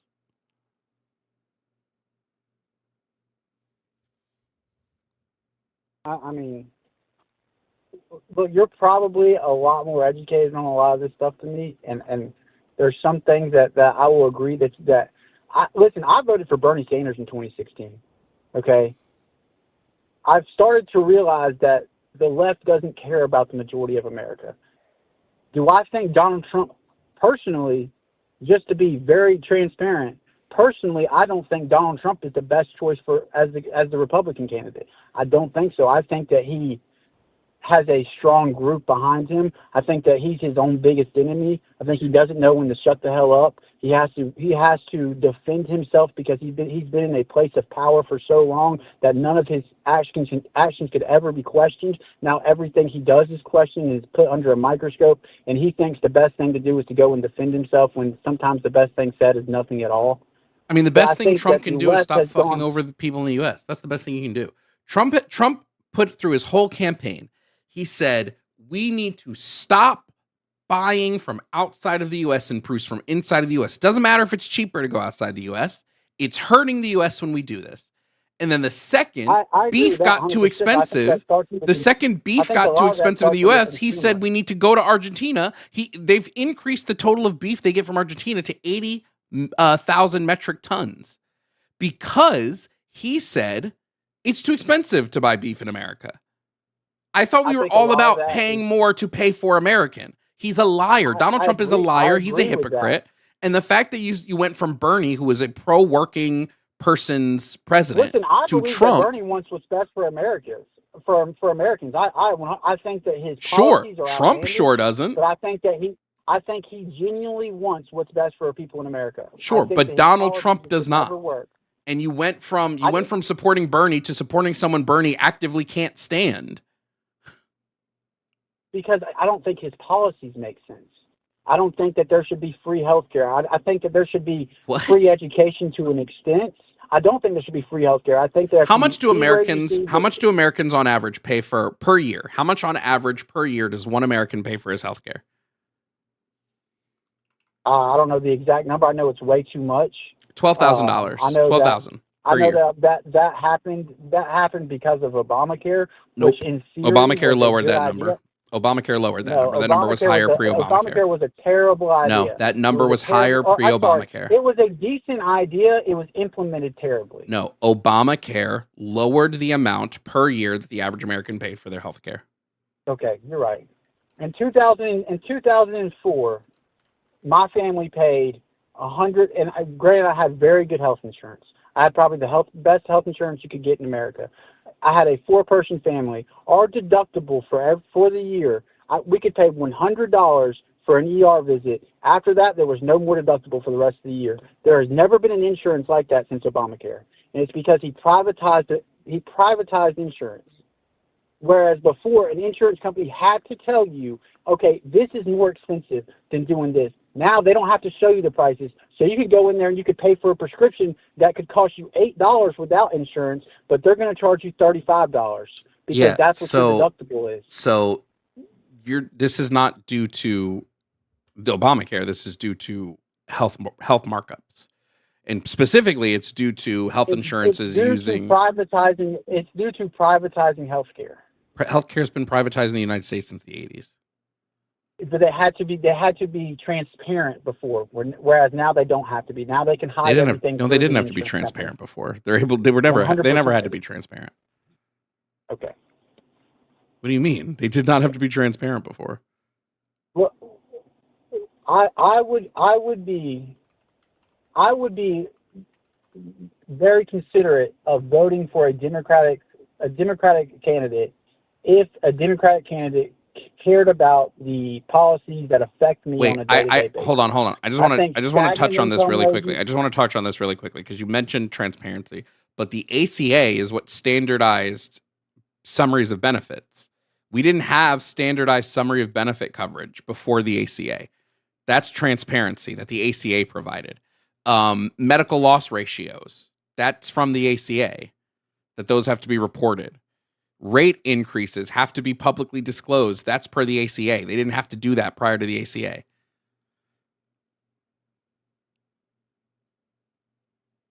Okay. I'd have to look into it more. I can look into it at the very most, pre-existing conditions, like whatever your faults with the ACA are, they pale in comparison to getting pre-existing conditions covered. Pale. The amount of people that had to pay out the ass because they had pre-existing conditions, I don't care what the ACA, what people's negatives with the ACA are. The ACA being able to make it so you couldn't be denied coverage or overcharged coverage for a pre-existing condition is the best thing that's happened to American healthcare in like 40 years. Okay. I'm not sure I agree with that, but what do you mean? Did you think it was good during like the 80s and 90s where if somebody had like HIV, their health insurance could deny them because they had HIV? Or like if you didn't have health insurance and you had diabetes, they'd be like, sorry, we're not covering you. Pre-existing condition. Not necessarily, no. I don't think that it's right that you could spike a medicine 800% and hide it behind insurance either. Okay, but medicine is not a fault of Obamacare. They were doing this before Obamacare. There's things now that your insurance will say, hey, I'm not going to pay for that. There are absolutely things that your insurance won't pay for, but they have to give you a summary of benefits. So you have to know exactly what will or will not be paid for.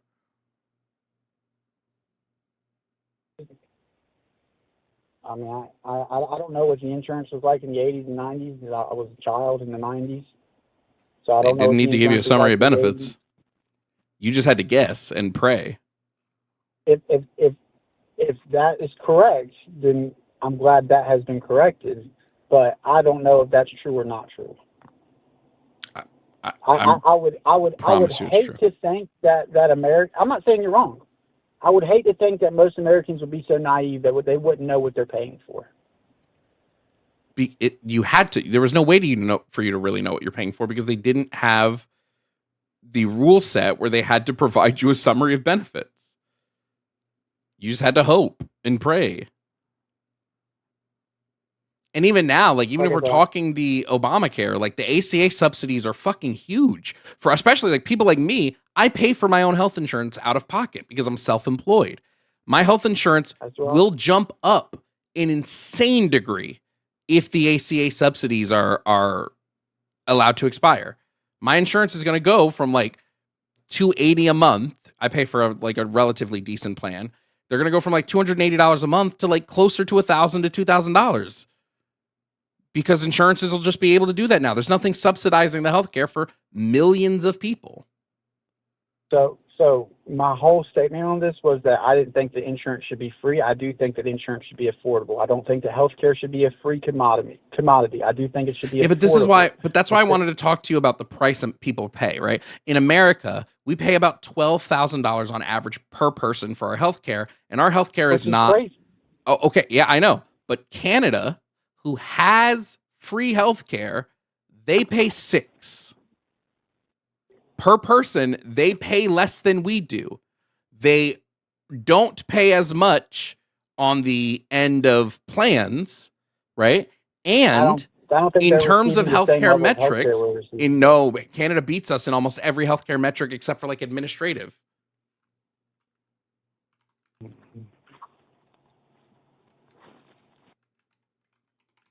So like, again, it just doesn't make sense. Like, why are we not moving? We pay more than pretty much every country that has a universal healthcare system. We need to just move to a universal system, whether that be single payer, whether that be a public option only, whether that be Medicare for all, whatever system we move to. But it is very clear that we overpay, we receive lower quality care. So the U.S. offers faster access to specialists and advanced treatments, excels in areas like cancer. That's just because we have more specialists. Because they get paid so much more. So I think there's a middle ground in between. I think that if you want to have the best health care, you should have to pay for it. I don't think it should be $12,000 a year. I think that's a little outrageous. But I think that you have to incentivize the best doctors to be here. So I think there has to be a middle ground. If the only way to get good doctors is by paying those good doctors more, I don't want those doctors operating on me or anybody else. That's the reality of the world, though. No, it isn't. So many doctors. First of all, the reason doctors are paid so much in the U.S. is because they're fucking paying out the ass for medical school. So they like need to be paid highly because they 100%. Need to cover bills. If you ask an average person if you ask the average doctors, even specialists, like most of them are not making this crazy amount of money. They're in so much medical debt. Oh, I believe that 100%. I think that education. See, I am a believer that public college, so any public school should be tuition free. That is what I believe. I think that education is power, and that we should incentivize people to go to schools. I 100% believe that. I think that if you want to go to a private university, you should pay for that. That's your choice. You go into a private university, you should pay for that. Now, when it comes to room and board, you should pay for that, as you would pay for anywhere else that you would live. By the way, I found the rankings. This is from the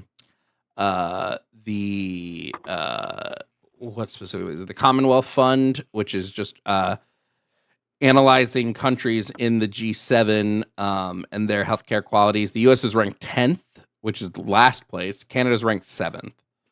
Canada outpaces us again in every metric except for care process. That's it. They outrank us in everything else except for care process. And care process, like I said, is just like care process looks at whether the care that is delivered includes features and attributes that most experts around the world consider to be essential to high quality care. That's the only thing Canada doesn't beat us in. They beat us in every other metric.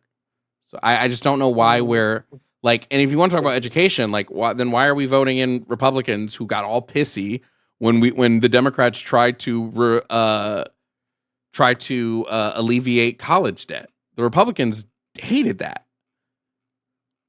Fought against agree it. with every conservative belief. I don't agree with that. I'm like I told you, I'm somewhere very in the middle. I think the reality is that Democrats care more about social justice policies than they care about policies that affect all Americans.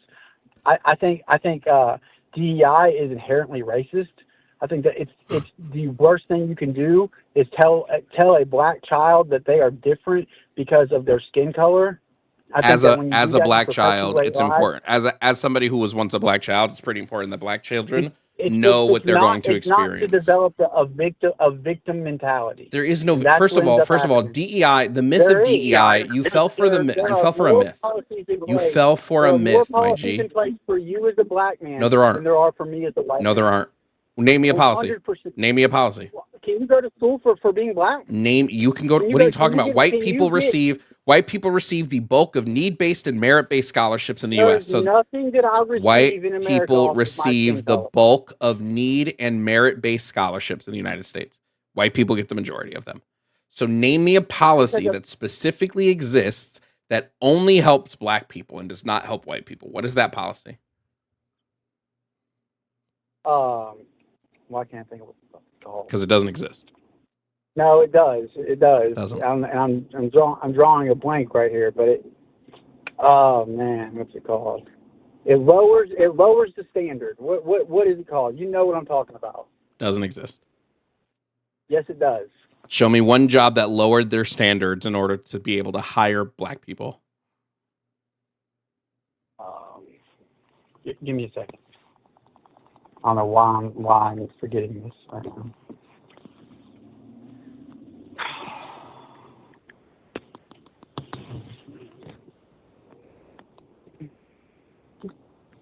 Affirmative action. Affirmative action predominantly helped white women. White women were the most recipients of affirmative action policies. So that's not helping predominantly black people. That's predominantly helping white women. I don't think that's true. I think women are part. I don't care if you don't think it's true. Here's what you have to take in consideration for that. When you look at the amount of white women there are in the country compared to the amount of black people, period, you make up 13% of the population. What does that? Okay, what does that have to do with anything? We would be looking at the rates. We would be looking at this per population. When it comes to certain things. So women were considered a minority. So it did help. It did help with that. The goalpost is moving so fucking far, dude. The goalpost is moved across the fucking field, back into the school, down the stairs, out into the swamp. Do numbers have anything to do with statistics? When we look at statistics around this, we look per capita. We adjust for population. So when you go, well, there's more of these people, that doesn't matter because we adjust per capita. We adjust for the population. Show me that then. Show me where it adjusts per capita and that you're under marginalized. In which system do you want to see it in? I can show fucking any. Where do we want to touch on the fact that show me where affirmative action doesn't affect black people more than again white women are the primary recipients. So when you look at, there was a report that came out in 1995. Per capita. Well, there was a report that came out. Yes, there was a report that came out in 1995 by the U.S. Department of Labor, which showed that of the 13 million jobs that were created by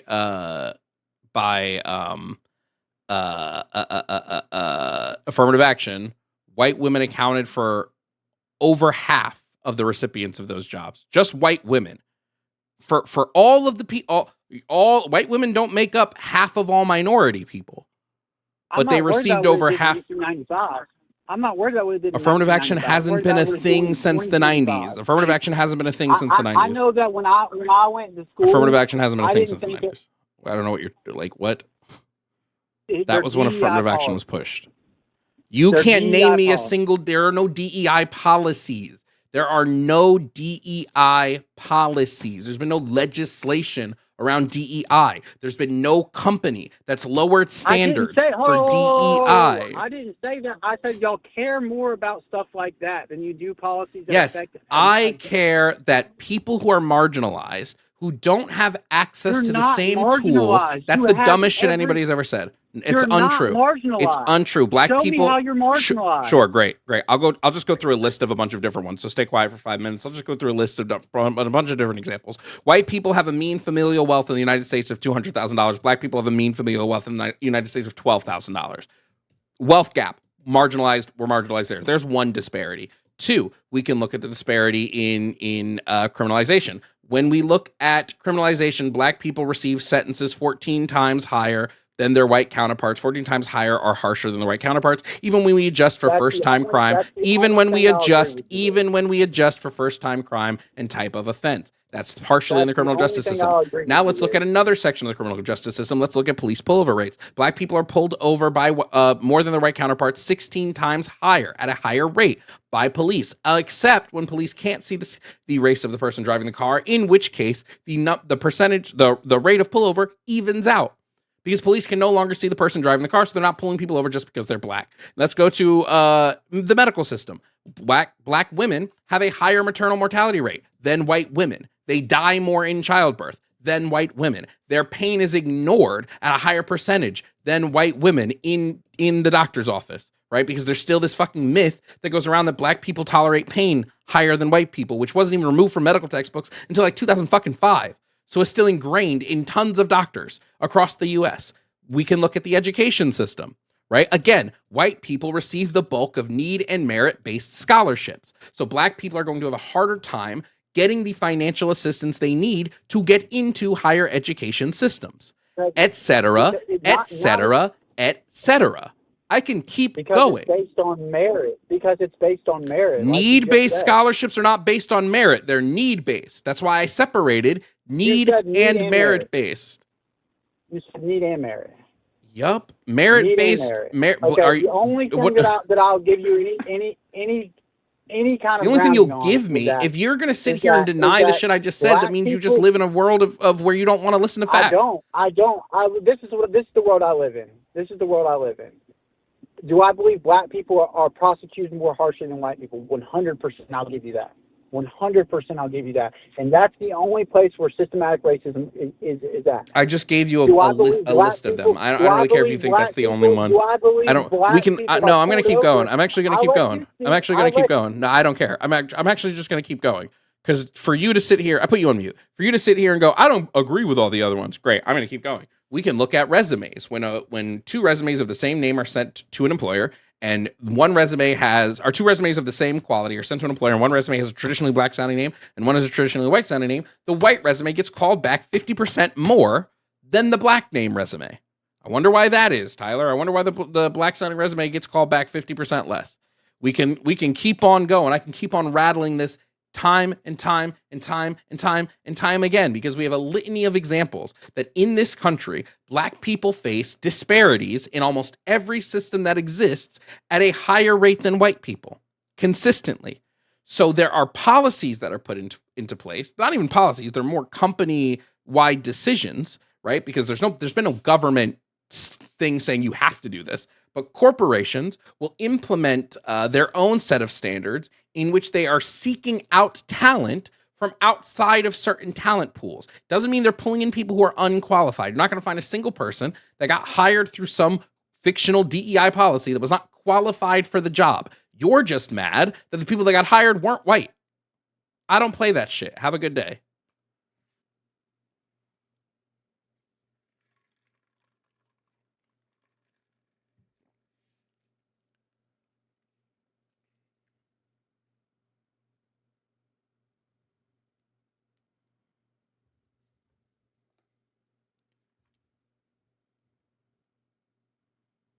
Yo, the DEI conversation is so fucking annoying, dude, because they have no fucking clear examples of DEI showing up and lowering standards to the point where black people can now get hired, because you couldn't hack it before.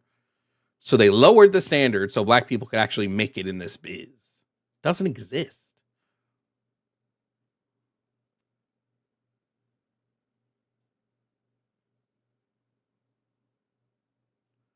I for runner such a big ass forehead up. You have to mute and talk over people. Blah, blah, blah. I fucking did mute him until 30 minutes into the conversation. Crusty fuck. Please go wash your dick before speaking to me. God damn, I can smell the smegma from over here.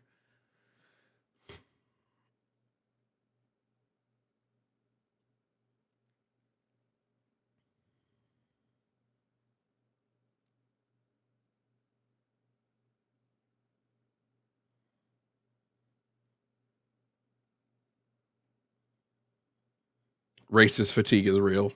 Real. God damn, so real. Anyway, if you want to support the stream, especially because you're like, damn, Jovan, this emotional labor you're putting in here is crazy. Cash and Venmo are on the screen. Thank you to Mama Laga for resubscribing with Amazon Prime for your second month over on Twitch. Thank you to Fiona the Foxy for resubscribing using Amazon Prime for your 6th month over on Twitch. Thank you to Cassandra for becoming a tier 1 member over on YouTube. Thank you for Zooseed becoming a tier 1 member over on YouTube. Thank you for DLT for becoming a tier 2 member over on YouTube. Thank you guys so much for joining and supporting the stream.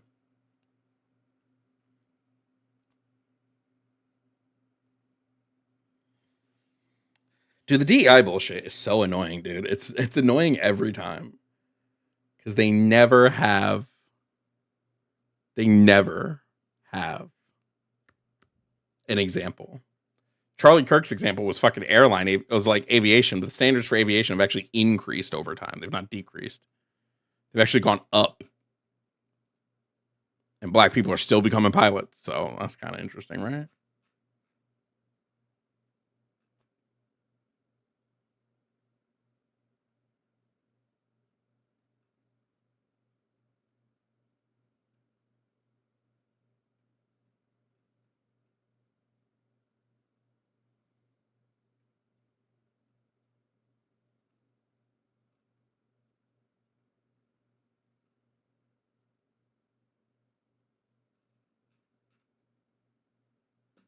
Anyway, let's bring up the next person. Oh, wait, I have to name that one.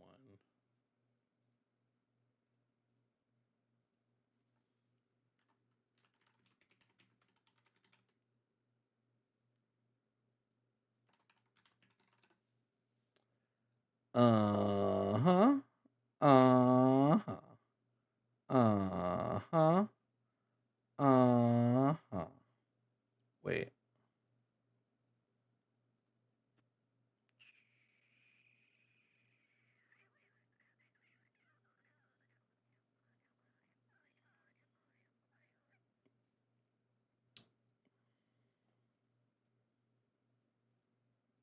Oh, I'm sorry. It's so quiet for you guys. Let me do this while I finish what I'm doing here real quick before we take the next call. I gotta remember to hit that button at the end of calls. Thank you, Gorn Sir, for the $20 PayPal. Thank you so much, friend. WU. Thank you for supporting the stream.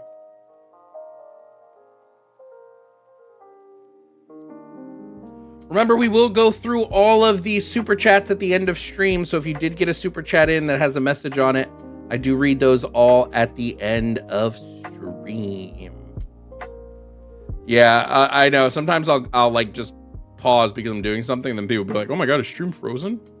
Jovan's just standing still. What's happening?" No.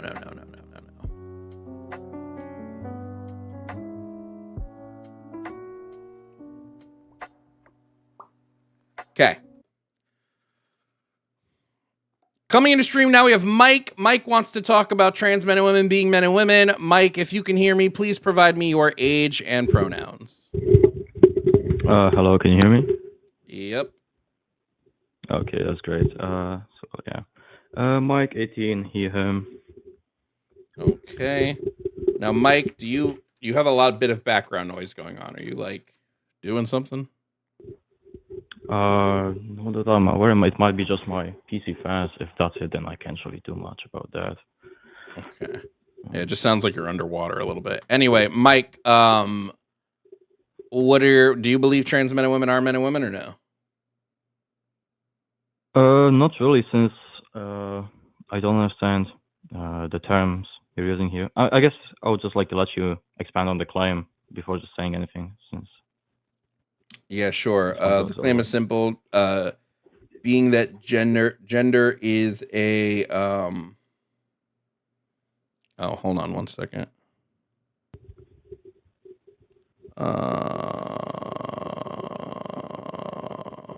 Okay.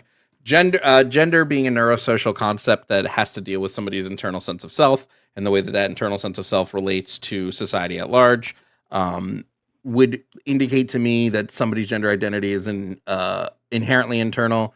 Therefore, meeting these criteria as trans men and women would fall under the label of men and women. I hold gender and sex to be two separate things entirely. So under this purview, they are those things. So this internal sense of self, is that just as in like the claim is like a claim about your material reality, or is that just saying something like I like or I resonate more with the societal roles, I don't expectations? think I would make a claim relating gender to like material reality. Well done. What else would it be if not like material reality? Well, gender Like is not soul like or an something? gender is not like an objective piece of the universe. Like, right? Gender is a socially constructed thing. So, like, if you're talking about material reality as in like just something that like physically exists, I wouldn't label this as gender. Gender is more of an abstract thought process. Like, I mean, I would disagree that social constructs are inherently non-material. Like money is like pretty clearly material. Money is material. And, The value things we like- place on money is not material. I guess that would be true, but like things that are socially constructed can still be material. You know? Like traffic rules are just not completely, but they're like largely arbitrary, but they are still just like a physical thing that people do. Laws would be immaterial though.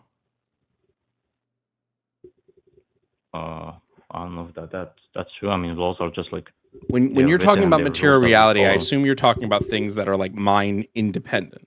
Laws would not be mind independent. Oh, then yeah, I would agree. Okay, so Okay. yeah, I mean there might be one, but I can't think of a social construct that wouldn't be mind independent or wouldn't be mind dependent. I can't think of one. I mean, yeah, it doesn't really make sense since they are like a product of minds. It wouldn't really be that they just don't seem compatible. You know what I'm saying? Like you can't have a mind dependent thing that is mind independent. That's just a construction. Yeah, so then because gender is a yeah. social construct and because it's mind dependent, I would say it's pretty easily malleable. So in this definition, what are the things that make someone a woman? Like, what are the You're a woman if social you are a woman if your gender identity aligns with your personal schema on the female sex. That's just completely open and can mean anything. Then No, it's not actually. how not? It's pretty. I mean, do you know what a schema is? Schema? No, I do not know that word. Okay, so it's interesting that you critiqued my definition, but you didn't understand my definition. I thought I heard you say a scheme. No, But it would be gender. So, in order to be a woman, you'd have to have a gender identity, which is your internal sense of self. It's how your brain subjectively views your sex in relation to the rest of your body, and that would have to align with your schema, which is your internal inherent classification of a list of traits, behaviors, attributes that align with the female sex. So, if those things align in your mind, then you could be a woman. If those things don't align in your mind, you would not be a woman. You would be whatever other gender you might align with.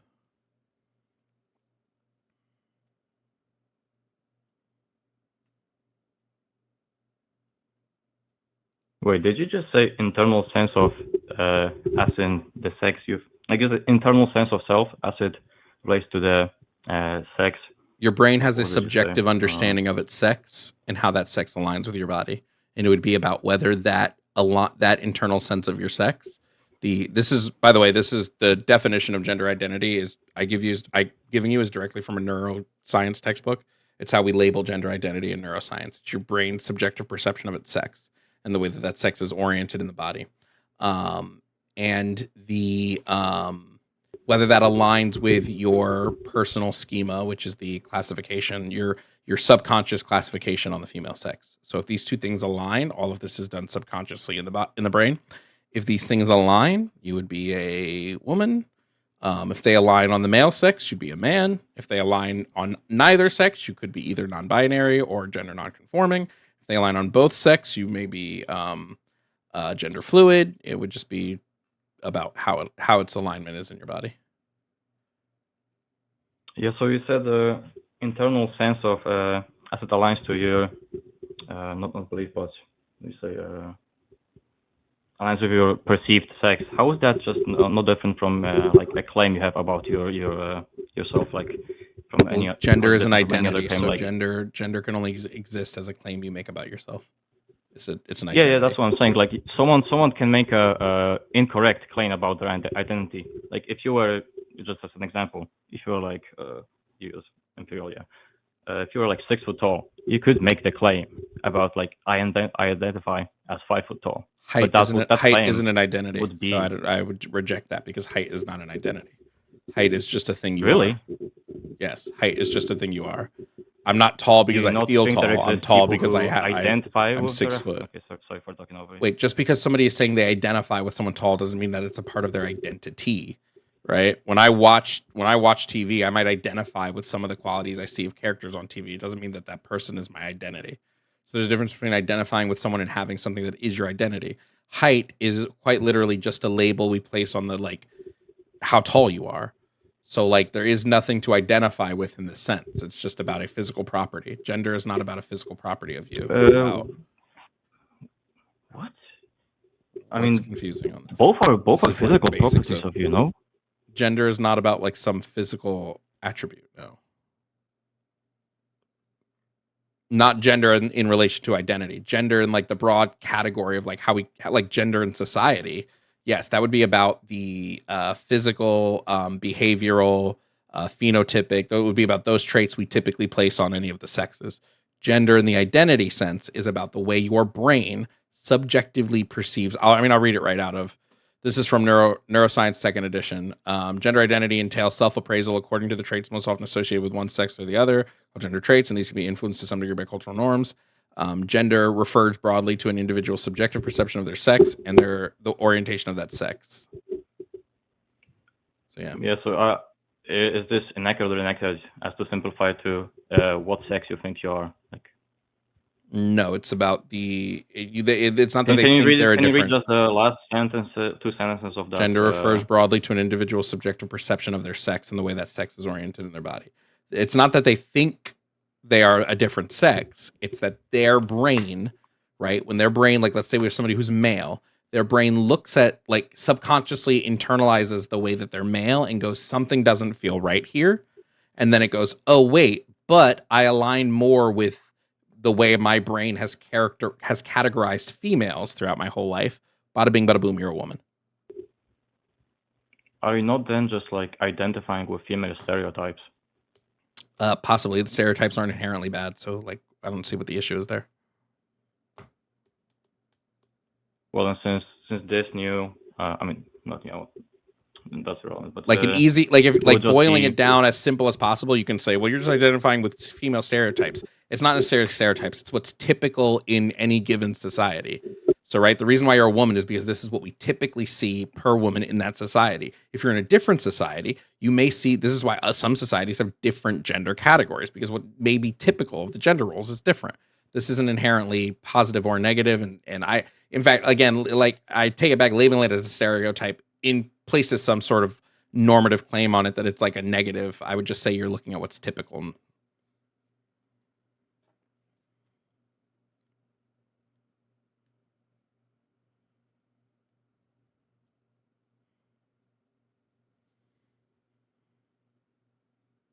Hello? Yeah, I just still don't see how it's not just saying that it's like a claim about yourself that can be or cannot be wrong. Like, how is it different? Because identity is a claim about the self.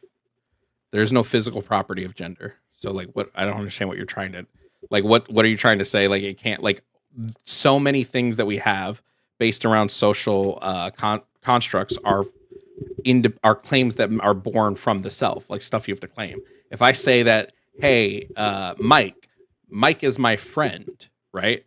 Well, we can have an objective definition of what friend is, but the only way to know if someone's your friend is subjectively. I can't make an external claim about who somebody else's friends are. It's the same with gender. We can have a definition of what gender typically is, but then how someone relates to that is an individual thing. It's individualized.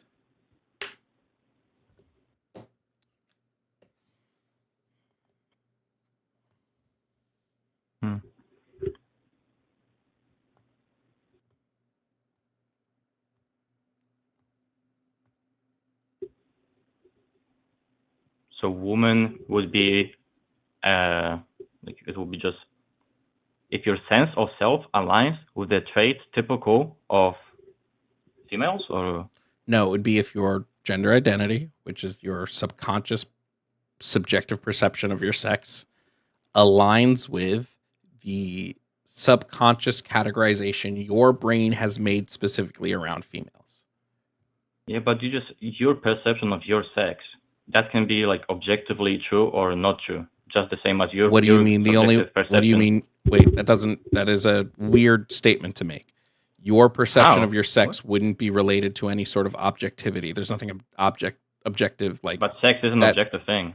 Sex is not an objective thing. No, it's not. No. Really? No. How so? What's a female? Female? Yeah. As it relates to the reproductive function of producing the large gametes, or you can say, like, if you want to include those don't produce large gametes, organize around the production of large gametes. So it's about whether you produce large gametes or don't produce large gametes. You can be a female with both. Want to take how's that objective? I want the objective. What is the objective definition of the word female? What objectively makes you a female? I think that concept doesn't make sense on objective definition. You can define any word as any other word. Okay, let me rephrase it. Let me phrase it differently. If female is this objective thing that we know is this objective thing, what is the necessary condition in order for someone to be female? Wait, can you repeat that? If female is this objective thing with a very clear objective criteria, what is the necessary condition that someone would need to possess in order to be female? Well, will be related to like chromosomes, having a uterus, physical traits relating to reproductive function. Okay, which one is the necessary condition?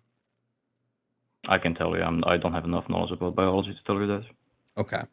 Well, I'll tell you that it's none, because that's just not how we categorize things in biology through that sort of metric. When we're talking about sex, the fact that there are sexes is objective. It is objective that it is fact of nature that there are sexes that exist.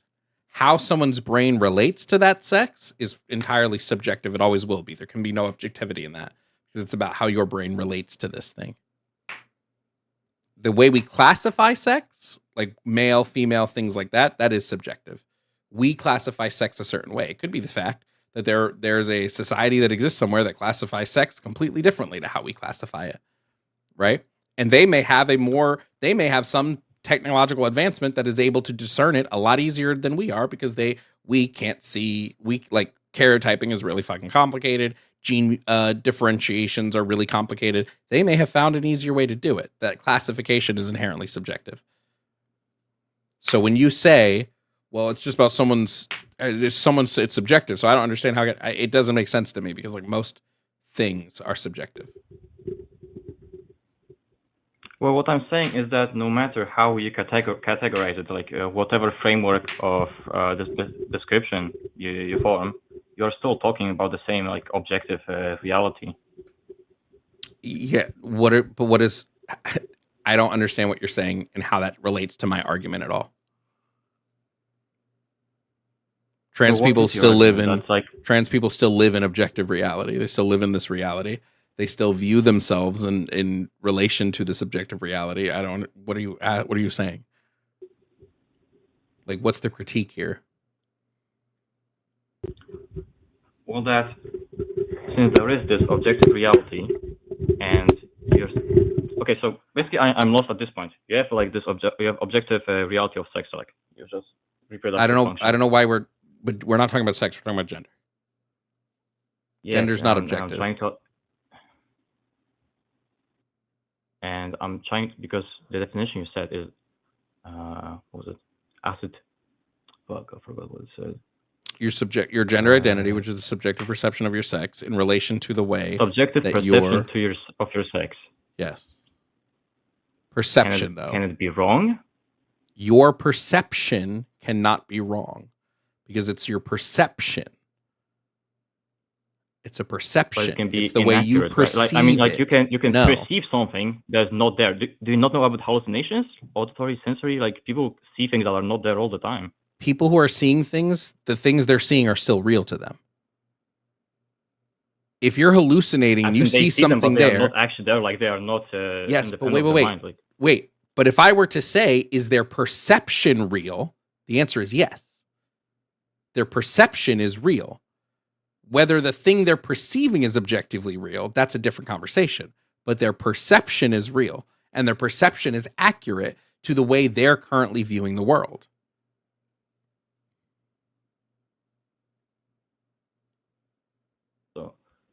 But then I guess it would be just like prioritizing someone's perception over like objective reality. What is the objective reality of gender, though? You haven't been able to like. What is the objective? Okay, but you just said that it relates to their perception of their sex. It's how their perception of their sex relates to their schemas on the male and female sex.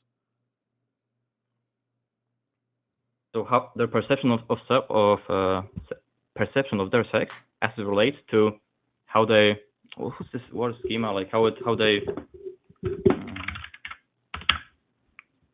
schema. When I talk about schema, I'm not talking about like some specific sexual trait. Schemas are a wide range of classifications that our brains do subconsciously, okay? That our brains do subconsciously in order to categorize information. So when our brains look at, for instance, a female, it's not just looking at reproductive qualifiers. It's also going to look at like typical behavior. It's going to look at psychological aspects. It's going to look at like physical attributes. It's going to look at all of that. That's what a schema is. Yeah, but that's a limitation of just like it's like a pragmatic thing, right?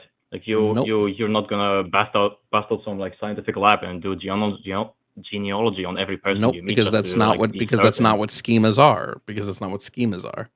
There would be no reason to do this. A schema is the way your brain classifies information. It has nothing to do with what the scientific classification of that thing might be. It's got nothing to do with that. It's about how your brain specifically filters in a list of information and then classifies that information in your brain. But again, you keep saying that we're talking about something that's like objective. Not what is the if gender in your mind is this objective thing? What's objective about it?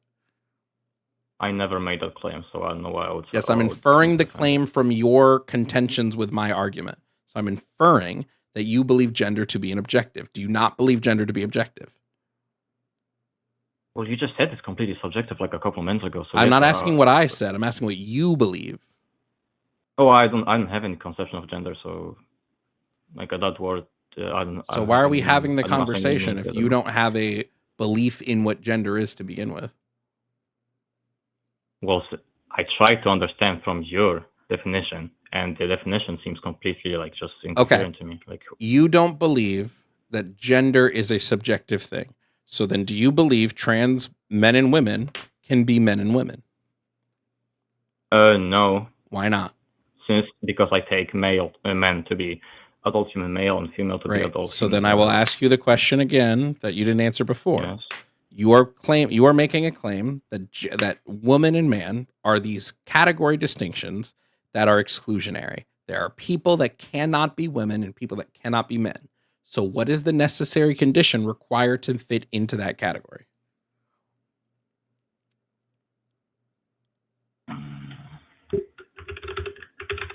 I mean, I already said before that I don't know of one necessary condition. Okay, if you don't know that there's a necessary condition, how can you claim? How can you claim? I'm So sorry. what No, was the wait. problem Stop, when stop, stop, I stop, stop, said stop. If you don't know what the necessary condition might be, how can you claim that there are people that can't fit into the category? But previously I said that it is your body being organized around the production of the large / small gametes. There are people. There are females whose bodies produce 0 gametes. Organized around the production, not producing. If you don't produce, then your body's not organized around this thing. Because if your body was organized around it, it would produce it. Because if your body was organized around this production, it would be producing this thing. I mean, your argument is just debunked by like infertile people. So no, it isn't. There are people who are born without a reproductive system. There are females who are born without a reproductive system. Their body is not organized to produce large gametes because there is no reproductive system. So what are these people? Are they men or are they women? No clue. I don't have enough information. Okay. Like, if you don't have enough information, how are you here debating? About? What? You're claiming that these people born without any reproductive system at all. What chromosomes do they have? Like. Okay, so you're saying it's not about. So wait. Are you saying that it's actually about the chromosomes that make you whatever sex? No. I'm trying to. What is this? If you're born with vaginal agenesis, you can be born without with a complete lack of female reproductive system. Sorry, I didn't hear. What is that condition called? Vaginal agenesis.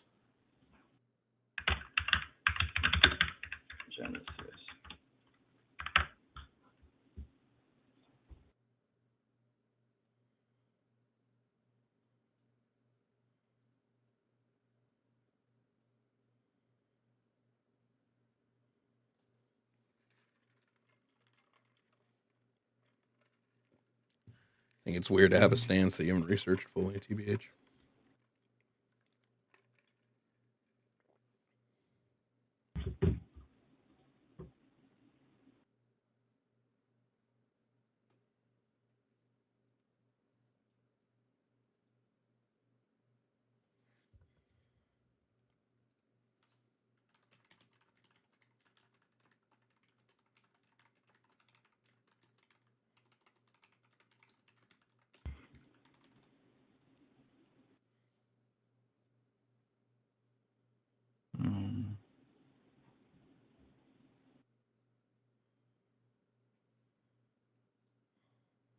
Still waiting.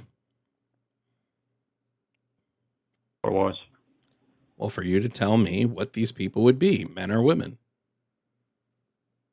Well, since this is the disorder of the development of the uterus and vagina, then I would say female. Okay.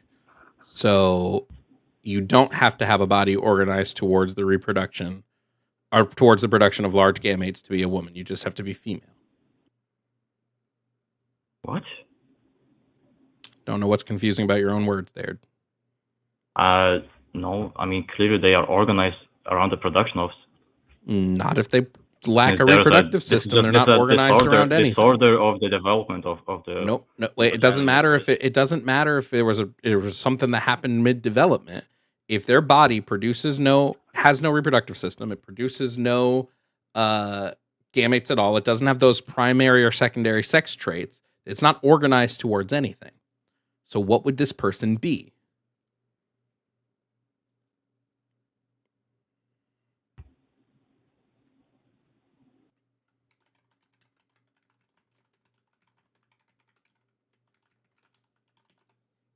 I would still say female, since given no disorder of development, they will develop into the reproductive system will develop into a female. Okay. No, unfortunately, this doesn't work like logically. If we're looking at the claim logically, you're saying yes, this person might not be organized towards this, but like, what if they were organized towards it? Then they would be female. Unfortunately, that doesn't work. They're not organized towards it. So what is this person? Are they male or are they female? Are they a man or are they a woman? You can't just say, but if they were, they would be a female. That doesn't work.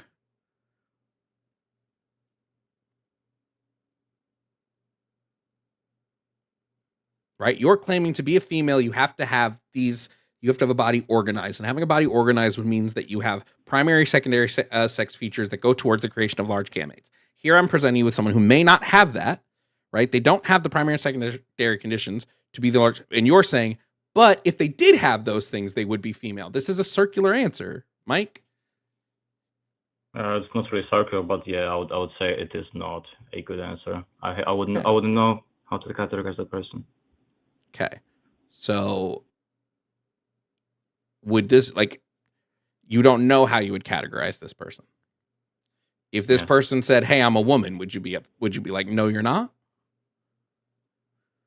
No, I just said that no, I wouldn't. Like, if I'm withholding judgment on a claim, then I wouldn't negate the claim. No. Okay. So my simple claim here is going to be, if you cannot come up with a necessary condition that makes it so that every cis person fits into the category of woman and every trans person does not fit into the category of woman, then you cannot hold this to be an exclusionary category without said necessary condition. You need to be able to differentiate the two groups. And if you're saying that there is a trait that you must possess in order to be a woman, but I don't know what that trait is, you can't tell me that trait doesn't exist in trans people. What if the trait that's necessary is just having an internal sense of your gender that aligns with your schema on the female sex? What if that's the only trait needed? I at least have a trait. You don't have a trait. Anyone can come up with any trait. Sure, so come up with a trait. What is the trait? Know, what is the thing cars, necessary to be a woman?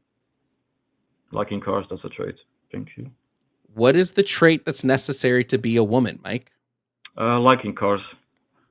Okay, well, now you've gone disingenuous, so I'm going to move on with my day. Have a good one. I mean, that's a trait. I don't need to talk to people that are disingenuous, bro. I got plenty of people waiting to call. If you can't hack the conversation, then bye. See ya. Have a good one. It's been 27 minutes of my life I'm not getting back.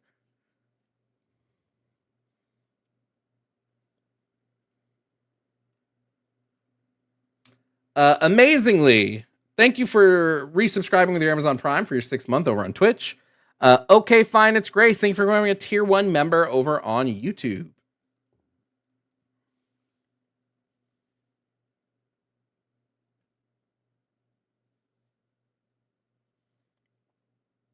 Zero trans men have impregnated a woman. There are plenty of cis men who haven't impregnated women. What the fuck does that have to do with anything? There are plenty of cisgender men who can't impregnate women. What the fuck does that have to do with anything? God damn.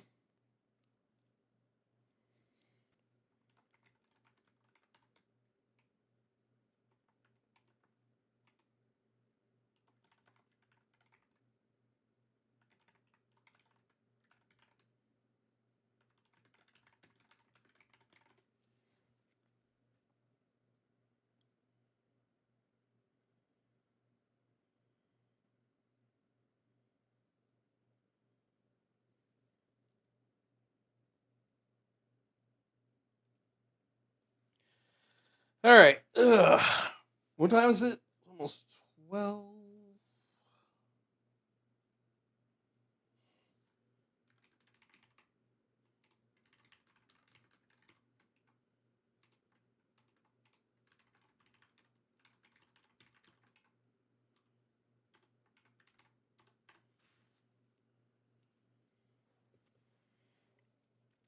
Millennium Samurai. Thank you for subscribing with Amazon Prime. Thank you so much.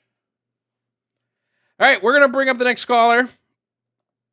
Next up in the stream, we have Riley. Riley wants to debate. They said number 6, so pro-choice. We'll find out. Riley, welcome to stream. Can you just provide me your age and pronouns? Hi, I am 18. I am she, her. Fun little fact. I originally tried to call you when I was 16. I thought that was very respectful of you, how you said that I should wait, so I waited. Oh, damn. So, yeah. Okay. Yep.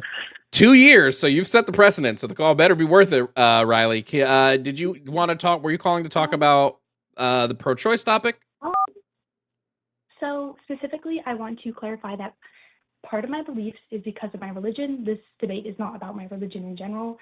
That can be a separate debate, but yeah, so I have 3 main points on what I believe. First is about how I believe I believe I'm pro-life, but there is a certain boundary in which I understand that there is like someone, like you should be able to have that choice for the first 4 weeks, and I'll get to that. And then I also have moral concerns about how, like, if we allow abortion to a certain extent, where that might cause problems in the future.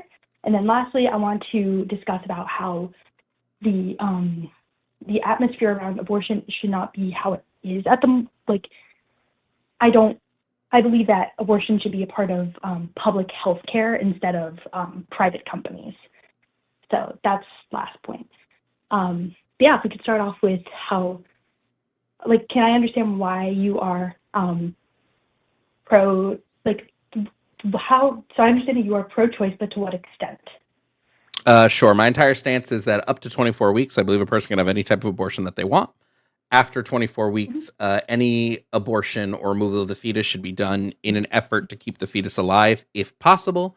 If it's not possible, I would leave the choice up to the person who's pregnant on whether they wanted to give birth to the child at risk of their own life or not. It would just be up to them on what they wanted to do there. Okay. I'm sorry. I'm also taking notes because I don't want to get stuck in cycles. So I just need like a second to write that down. So you said up to 24 weeks, and then after that, it's removal for the fetus's health, you said? After 24 weeks, the type of removal should be one that prioritizes keeping the fetus alive, unless it's not medically possible to do so. Okay.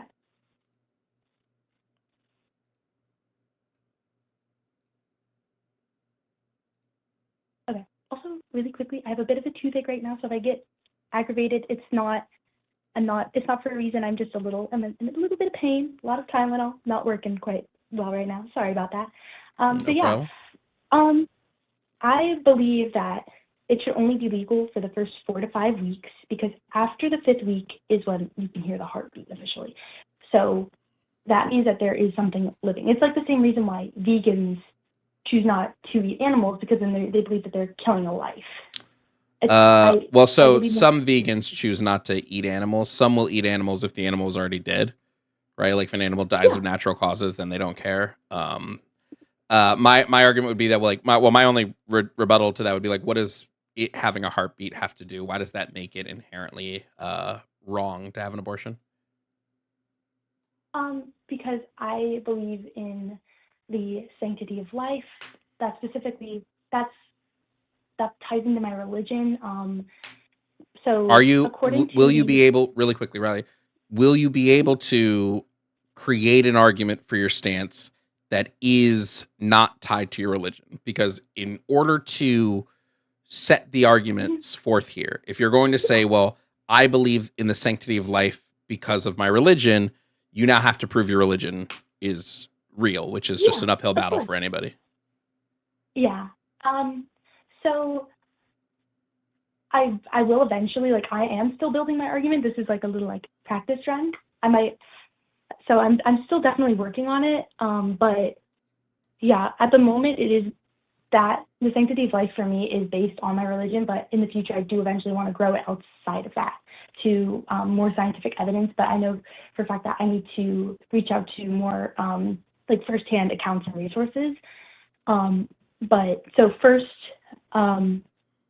so the book of Psalm, which is written by King David, who is a historically proven figure who was real, it says that a person is knit together in their mother's womb, which means that life has started there. It doesn't start when you exit the womb, but when you're still in it.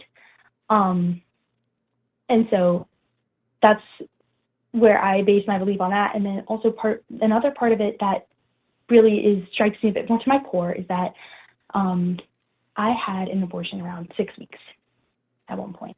And that still to this day, I say is the worst decision that I've ever made in my life, because I know for a fact that there was a life that I took away that life should still be here. And okay. like so that there is no, sorry, go ahead. No.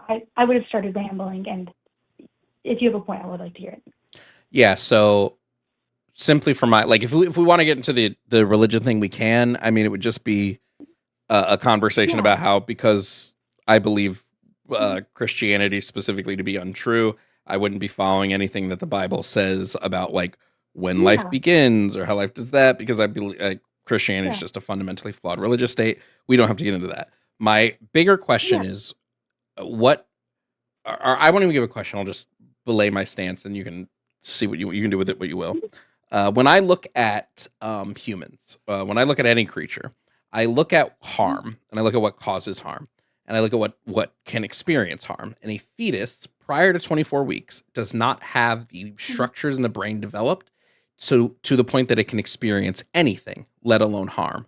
So because this thing is not experiencing anything, right? Because this thing is not experiencing anything, I would say there's no issue with ending its life, because you're not ending a lived experience. You're not harming it in any way. If it was the case that it could experience harm, which is when we get into the 24-week range, this is why I say, like, probably don't kill it, because now that it has that experience, the loss of that experience is a negative. Mm-hmm. So when you say that, I also, like, my response is, like, what about people who are like in a vegetative state where they are still alive, but they aren't, like, fully people living. in so there's a difference between living and experiencing, right? People in comas, they can still experience. Oftentimes people in comas will be able to recite conversations had in the room while they were in their coma. They'll be able to tell you about dreams they had while they were in a coma. They're still experiencing.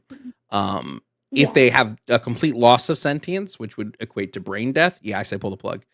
The only reason I would say to keep the body alive is if you want to harvest the organs and give them to somebody that needs them. But at that point, they've become a body, and I don't see a negative or a harm in killing a body. And I believe a fetus prior to 24 weeks is, again, just a body. Now, obviously, that doesn't mean we should, like, outwardly kill fetuses, right? Because it's going to be whether or not we should kill that body is going to depend on the pregnant person's value they place on the fetus. Yeah. So, like, if somebody who's pregnant places value on that fetus, then leave it alone. But if they don't place value on that fetus, and if they want to have that abortion, I say do it, because you're not engaging in any sort of harm metric. Okay. That is a very good argument. I hear you. I see you. So, yeah, for me, this is where you place your value. Like, I place a lot of value even in that life that hasn't experienced yet. Like, if it has, like, if a fetus is, like, fully able, like, if there is no signs of it being, like, misformed or like missing any chromosomes or anything, like, if there is an obvious, like, this is a healthy fetus that will, like, if it was allowed to, it would live up to term and it would, like, survive. And my words are escaping me. Darn. I just want to just to hit you there. What you're using is a potential argument, and potential arguments are fine, but they logically don't hold, because what you're talking about now is not the fetus itself. You're just talking about what thing or action has the potential to become a life, essentially. And potential can be put to abstract things. It can be put to actions. It can be put to sperm. When provided the right environment, has the potential to become a human life, right? That, like, we shouldn't legislate men like spranken, you know? Just two people meeting and beginning the art of having sex, right, has now the potential for human life, but we're not going to legislate this in the same way, right? So potential is a hard concept. This is why I use sentience and why I use, like, the capacity, because it's not about some hypothetical thing that may or may not exist. It's about what the fetus currently has the capacity for. And if it does not have the capacity for sentience, it cannot experience anything. And so to me, killing something that can't experience anything is akin to me, like, chucking a rock into lava.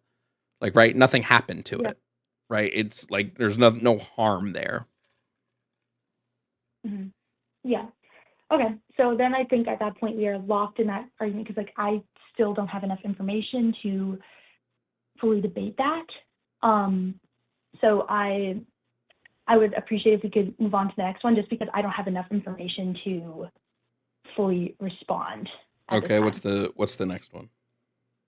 My next one was about what's known as slippery slope theory, meaning that, like, if we allow abortion to a certain extent, at what point does it start, like, leading into other, like, forms of human life to be seen as lesser?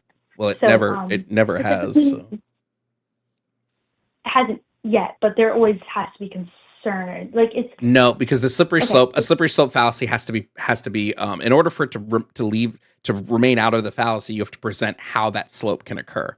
So like you're like just saying like you might have an answer and I'll listen to it, but just saying like it might lead to this is the fallacy, right? You have to demonstrate the slope in some way, shape, or form. Mhm. Yeah. So my main concern is that like that could eventually lead to human euthanasia, specifically in the elderly. Like How? it's been in like a sense of once you start devaluing early signs of human life, it's like, well, what if you look at an older life, which is already like their productivity and living isn't as high as someone who's younger, so why keep it Yeah, that but you have to remember So the my- reason for abortion isn't due to productivity or anything like that. It's due to the lack of experience. Okay. So there wouldn't be a slippery slope leading to this. Yet. Well, no, not yet at all. Like again- the reasons for these things are different. So the one slope wouldn't come from the practice. The slope would come from something else, right? Yeah. Mm-hmm. Yeah, I see what you're saying. Mm-hmm. Let me write that down.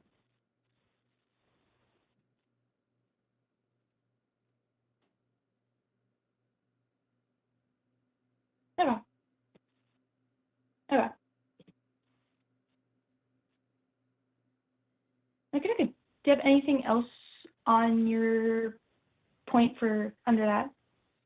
No, but the Area, biggest thing you have to do in your argument is you have to figure out a way to ground it outside of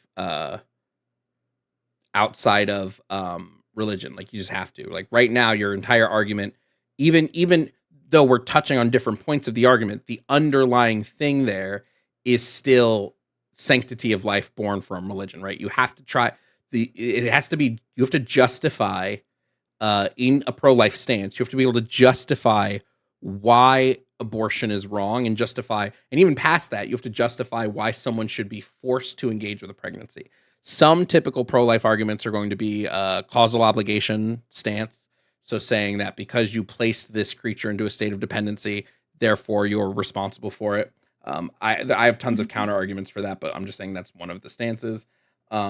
Some of these pro-life stances are going to be like a flow argument where they justify forcing pregnancy because they believe that a fetus has a future like ours, and therefore that future should not be terminated. I think this is also a lousy argument with a lot of holes. But you need to find some grounding, because when you say, I believe you shouldn't kill it in the womb because in Psalms it says X, if I can demonstrate to you that the Bible is largely fictional and Psalms and the Bible don't actually hold like any weight to like real life, then your entire argument falls apart. So you have to, in a pro-life stance, you have to try to justify it outside of religion. I mean, you don't have to. You could say, nope, I'm religious and therefore it's this, but it's just then there's no argument anymore. Yeah, and I think like, but if you don't follow religion, like I don't think it's as understandable about why I'm so like firmly planted in it, because like this is the code in which I live my entire life. So I am going to plant all my beliefs into what may seem to one as like a silly little book. Well, to me, it's a code of conduct in which I live by, and like I follow faith by. So I get where like it can be hard to just simply plant it. And I appreciate you in bringing that up. Yeah. So thank you for those. Well, I just want to make sure. I just want to point out it's not so much I understand why people are religious, and I understand that they have like this code that they follow, and I understand all of this. I personally think it's silly. Like I think Christianity especially has too many like logical holes.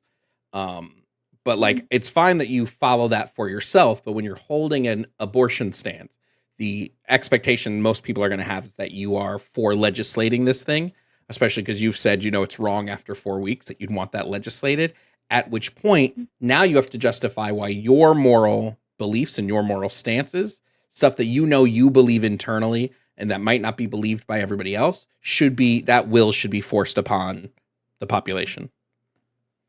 Yeah. Mm-hmm. Yeah. Okay. Thank you. I appreciate that. Okay.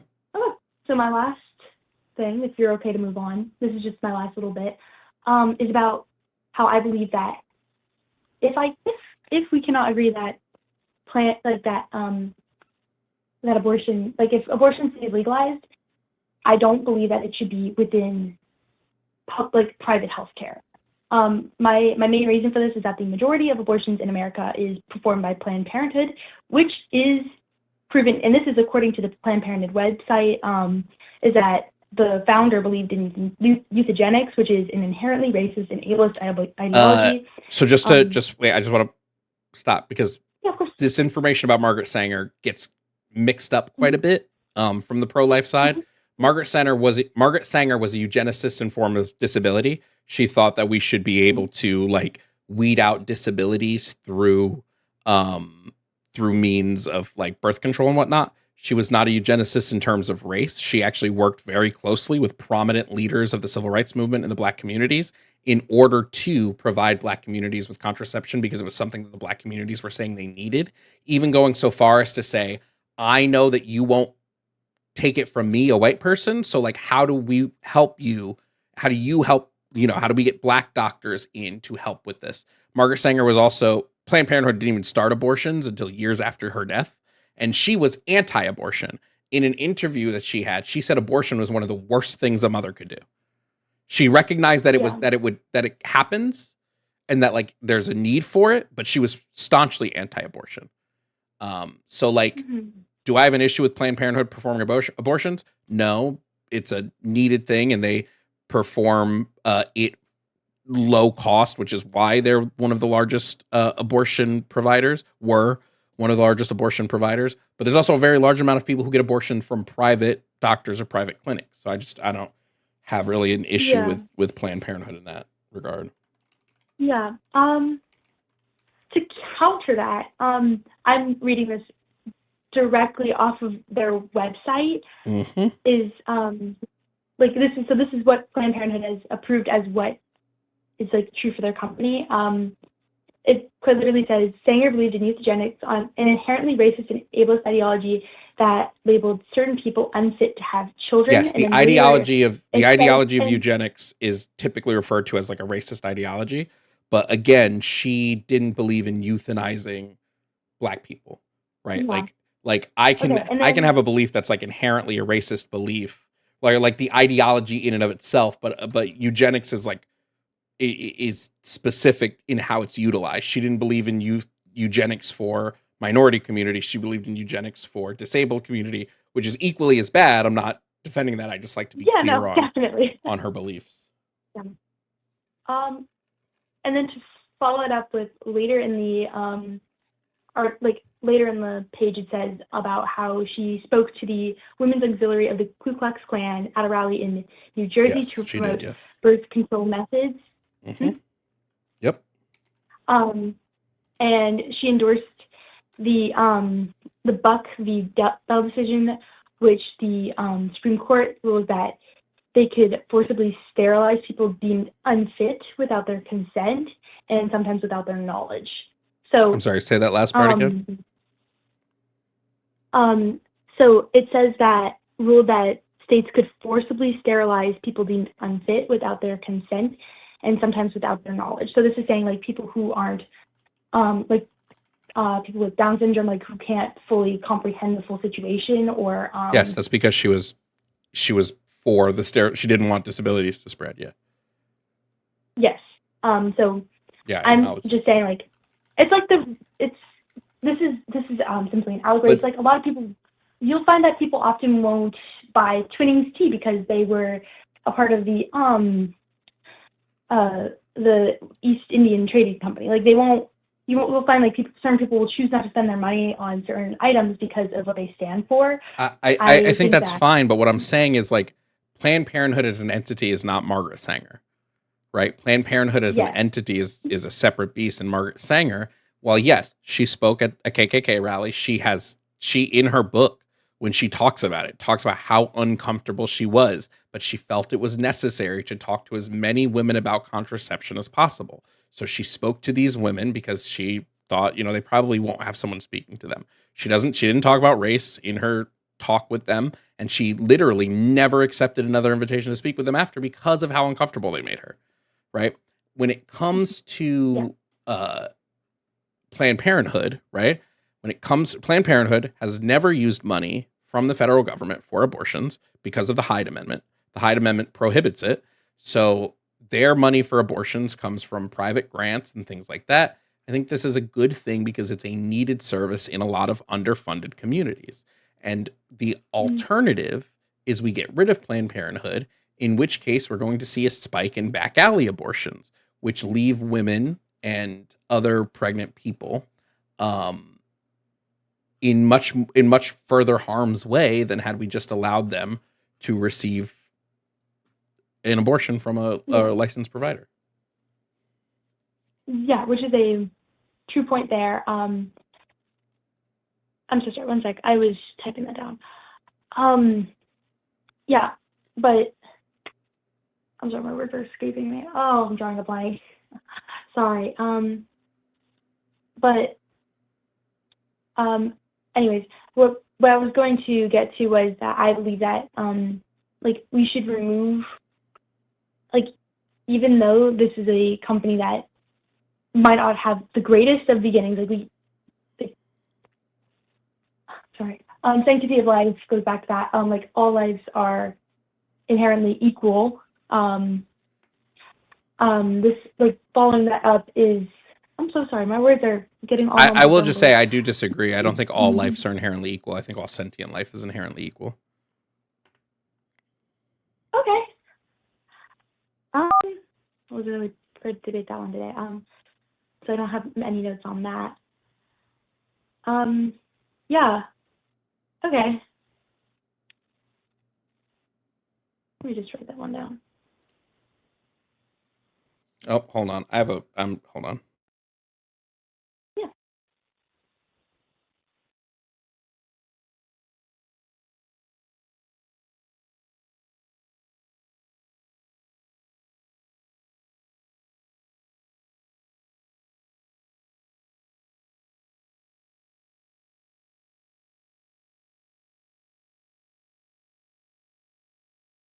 What'd you say?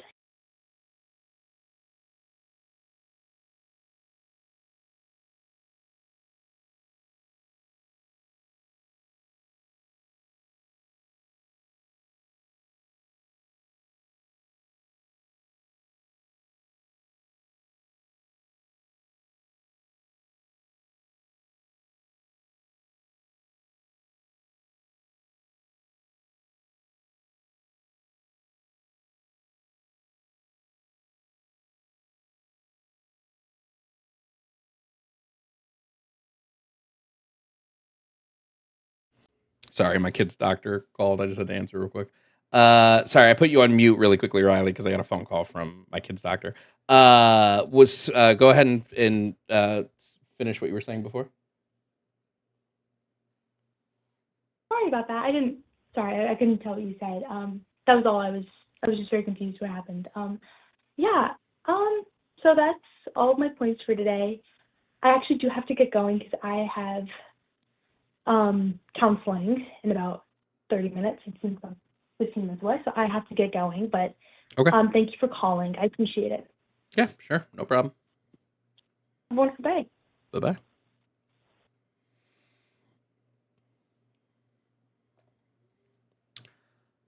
I went a little light on her because she was a brand new abortion debater, and I listen, if you're gonna debate it, at least have like the arguments. I wanted to make sure she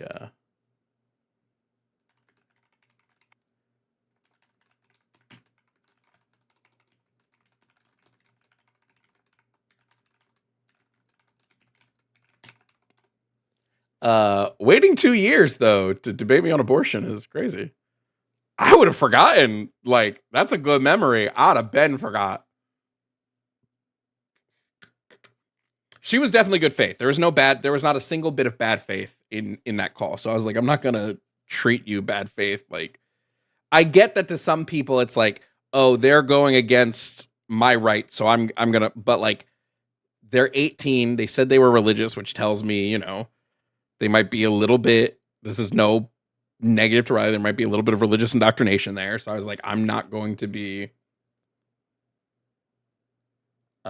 I'm not going to be combative here.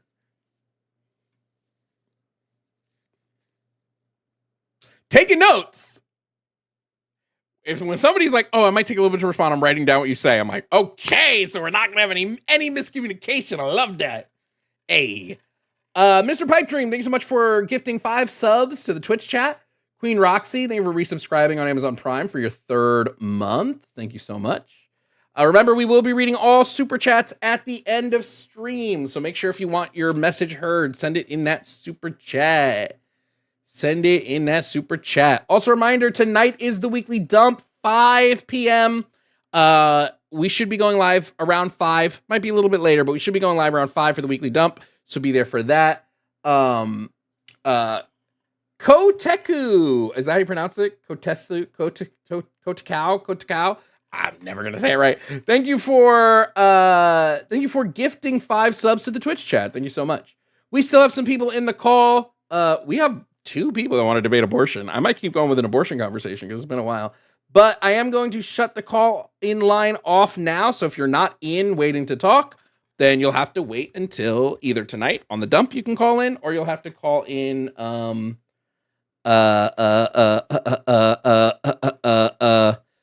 tomorrow. Reminder, tomorrow, me and Jimmy are going to be live reacting to the New York presidential election. I don't remember what time that starts. I don't know if he already put the time, but it'll be in the nighttime. It'll be the evening. Huntress Artemis, thank you for subscribing for 5 months at tier 1. Thank you so much. Thank you. We are Melatonin. Thank you for cheering. We're on Twitch.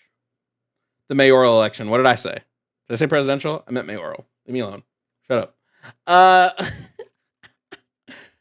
We're going to bring in the next caller. Next up, we have Ellie, who also wants to talk about pro-choice. So, Ellie, welcome to stream. Please, if you could provide me your age and pronouns.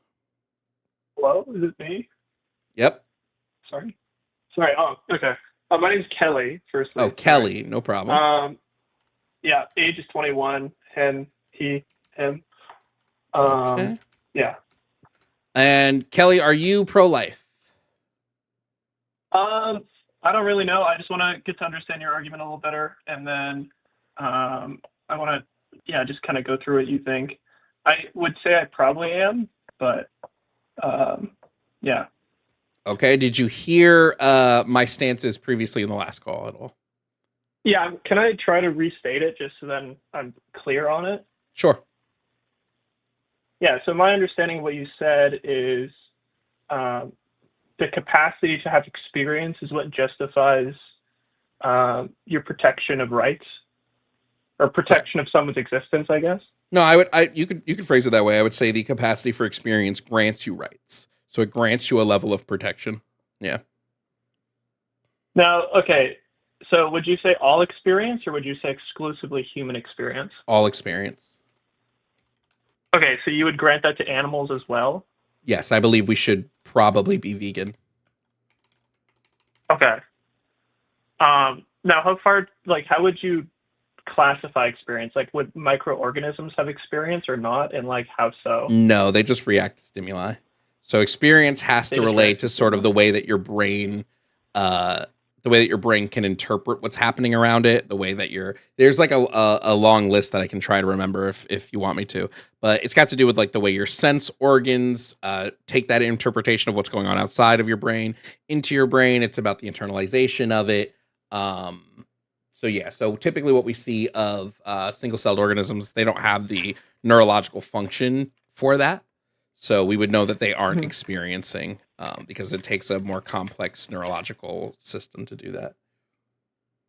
Okay. And like, would you say experience has to be related to reality or not? Because if I'm in like a coma, like you mentioned this before, I think, where you said that in a coma, you're still experiencing reality. Like people have like memories of like people talking while they're in the hospital room, right? Now, does the experience have to correlate to reality or does it just have to be any kind of experience whatsoever? They don't necessarily have to correlate to reality, but like you dreaming would still be an experience that you're having in like a reality or like a reality sense. But I wouldn't say that they have to be, those experiences necessarily have to be correlated with you being conscious or anything like that. Okay. So like, it's just more a level of like subjective awareness, if that is an easier way to like understand it. Okay. I guess like I would just question if like being knocked out or something, you would still have an experience, because like is it not possible that your brain could just like but you would still have the the capacity for it, right? Like you haven't lost that capacity. The only thing that causes a human to lose that capacity is permanent brain death. So this is why we tend to place a precautionary stance on when that capacity arises, which is 24 weeks, and we would keep that justification of life up until the permanent loss of that experience. So I guess my question would be like, why doesn't like potential capacity matter? Because in some ways, like if you have a potential, you do kind of have the capacity at some level. Like no, potential means that if all of the potential is telling us that if you get the right parts, then you may be able to do this. Capacity is saying you have all the right parts, it's just not activated yet. The best way that I use to analogize this is think of a car. A car without an engine, like let's say everything else in the car is perfect, but the engine is gone. That car has the potential to drive if given an engine. Now let's say a car has everything it needs, it has an engine, it has everything, it's just not turned on yet. Well, it has the capacity to drive. That capacity just needs to be activated. So that's the way I differentiate potential and capacity. Okay, but I guess this is where I'm a little bit confused here is like if you are like so sorry, I just want to be 100% clear. If you're saying that potential means that you don't yet have the capacity, right? But capacity means you have the capacity, it's just not active. Mm-hmm. Okay. I guess I also want to clarify. When you say, is it 24 weeks you mentioned before? Yes. Yeah, so, like, is that just grounded on general science, or is that, like... There are specific qualifiers that have to be met neurologically. So it's about, oh man, it's been a while since I've had to talk about the qualifiers. So let's see if I can remember them. It's about the mass of neurons in your system. So it's typically around 24 weeks. We see that neurons reach a specific amount. I think it's 16 times. I don't remember the exact number. But it's about the mass of neurons. It's about the maturity of the neurons. So they hit like their 8th stage of maturity, which is what's necessary for them to process this information in a way that would relate to sentience. It's about brain waves that are indicative of positive outcomes. So because we know the brain waves for conscious people versus the brain waves for brain dead or dead people, we know that your brain waves should be looking a specific type of way. So it's about those, and that happens around the 24 weeks. And then it's about, God, there's one more that I can't remember. But yeah, there's like a specific criteria and a bunch of stuff that happens around 24 weeks, which is why we would say that you have the capacity for sentience around then. And I assume you'd grant if there was some sort of weird like anomaly where some child was miraculously conceived and had like clear signs of immediate consciousness, you would say it's wrong to abort it, right? This like rule only extends because it's because of a generality, correct? If it's born or if it's not born? But like I'm creating like a kind of ridiculous circumstance, but I just want to be clear. Like if say some child was conceived and after 1 week it met all the signs that you had listed, you would say it's wrong to abort that thing, correct? No, because then we would get into the conversation about like, is it now violating a right? Right. So the harm principle, the reason why sentience is important is not because it's the reason for abortions. It's because it will dictate the type of abortion I tend to do. And so a non-sentient creature that can't experience harm, I don't care what you do to it, right? Like, I don't care what type of abortion you have to it, like get it out. After 24 weeks when it's sentient, you should still be able to remove it. It's just you would remove it in a way that doesn't like outwardly kill it. If it dies of its own inability to maintain homeostasis, that's a different thing. but I would just say don't outwardly kill it, just as a precautionary principle. When it comes to, like, let's say there's a fictional world where we have a fetus who's a week old who has the capacity for sentience, and someone goes, well, I don't consent to being pregnant anymore. Well, okay, you can take it out. I would say still take it out in a way that doesn't kill it. And then if it dies of its own inability to maintain homeostasis, then that's it dying of its inability to maintain itself in the physical world. So, and that's grounded in that the woman's right to experience versus the fetus's right to experience? Yeah, it's just that now that they're both sentient actors, it's committing a rights violation if it's using her bodily resources without her consent. Because they're both sentient actors. Are you arguing that it's morally okay to get an abortion, or are you arguing from like a legal perspective that rights would grant this? Well, rights would be a moral conversation, so yeah. No, but I mean, you can have a right to do something, and you exercise that right can be morally wrong, right? I can come up with an example if you want. Sure, what's an example? Just so I can wrap my head around it. Okay, so we all have a right to property, right? Well, that's a legal right. I don't know if you own we have a legal right to property. You don't have a moral right to property? No. Why? You have a legal right to what property. Would be where would the moral right to property, where would a moral right to property come from? A social contract. Okay, but ground what justifies me being able to own? For instance, let's say I come to a land and there's this land. What justifies me being able to claim ownership over the land versus like a deer that's living on that land? What justifies my moral right to claim that ownership over that deer? Well, the deer doesn't have the capacity to create.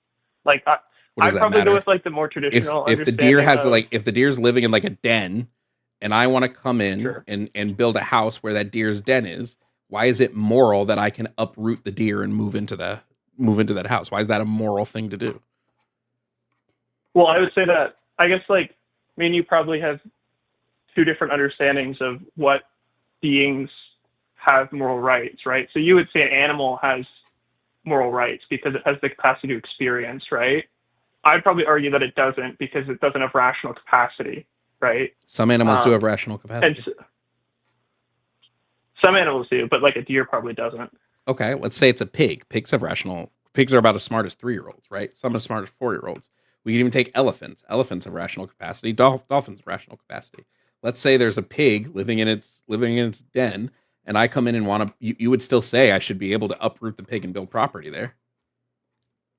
Sorry, a capacity for rational autonomy. So like the capacity to act outside your animalistic urges. I don't know if I would agree that if like a pig or an elephant could act outside of its like animalistic impulses. They absolutely can. I would grant that it probably has rationality. Okay. Do you believe there's any animal that does have this? Maybe a monkey or a dolphin. I'm not too familiar with biological cognition. I would just assume that things like pigs probably don't have rational autonomy. Okay. Would you say that humans should be allowed to build property if it means uprooting a nest of uprooting a den of a monkey? Like, should we be able to do that? Probably not. Probably not. Okay. Just making sure you're consistent on that. Yeah. So if we both have a right to something, okay. Now you would say that property rights don't exist. So, but it kind of seems like you're saying it would exist because you're saying the monkey would have a right to that cave. No, I don't think that's property right. Like, I don't think owning of the land. I think the monkey using the land, right, doesn't mean they own it, but it doesn't mean that you can come in and like uproot them, right? If they like leave of their own volition, or if they walk away, or if you share it, I think it's fine. I don't think ownership of land. I don't think there's any way to ground this in any moral sense. I actually think it's like immoral to own land. Okay, so I guess I want to clarify a little further. If I go into that monkey's cave and he doesn't want me there, am I morally obligated to leave, or can I just stay? And then if I am morally obligated to leave, why would I be obligated to? Yeah, I would probably say that you would be moral obligated to leave, not because the monkey owns the cave, but because your staying is putting the monkey in like a state of like distress. stress. Yeah. Okay, so it's because if you went in grounded and the like, monkey, negative if you went in, the monkey experience. was like, hey, yo, chill. This is chill. I'm like, okay, cool. Stay there then. You and the monkey are chill. You're hanging out. So is the principle for it like utility? I mean, I think most utility, probably not. Okay, like I guess sorry, I just the issue I have with the way that you're like laying this out is like something could happen and I could have like a very negative opinion of it, and it's not like I don't really have good reason to be negatively upset about it, right? Yeah, but I think that I would say the monkey has good reason to be upset, right? If you're trying to remove it from where it's like lives. No, if I'm just coming into the cave and he doesn't want me there, and I'm just like, well, I'm going to be here, and he's like, no, I don't want that. Yeah, but he doesn't know why you're there. What if I'd say this that is still mattered? a good. I'd say this is because that's going to dictate whether or not he has reason to not want you in the cave. But like, also, why does he have like, why does his opinion of like being upset trump my wanting to be there? Because like I could go to that cave first. and then I could be like, oh, I'm upset that this monkey's here. Because he was there first. But okay, so does he have an ownership to that then? Because it seems No. like he has some kind of right to this property. No. Why not? Because why would he? Where do we Well, ground you're saying- ownership of property? I'm not saying the monkey owns the cave. I'm saying he's using Yeah, the but you're cave saying currently. he has some kind of right to it. No, I'm kind saying of, he doesn't have a right to be uprooted. He doesn't have a right to uproot you for you to uproot him from the cave.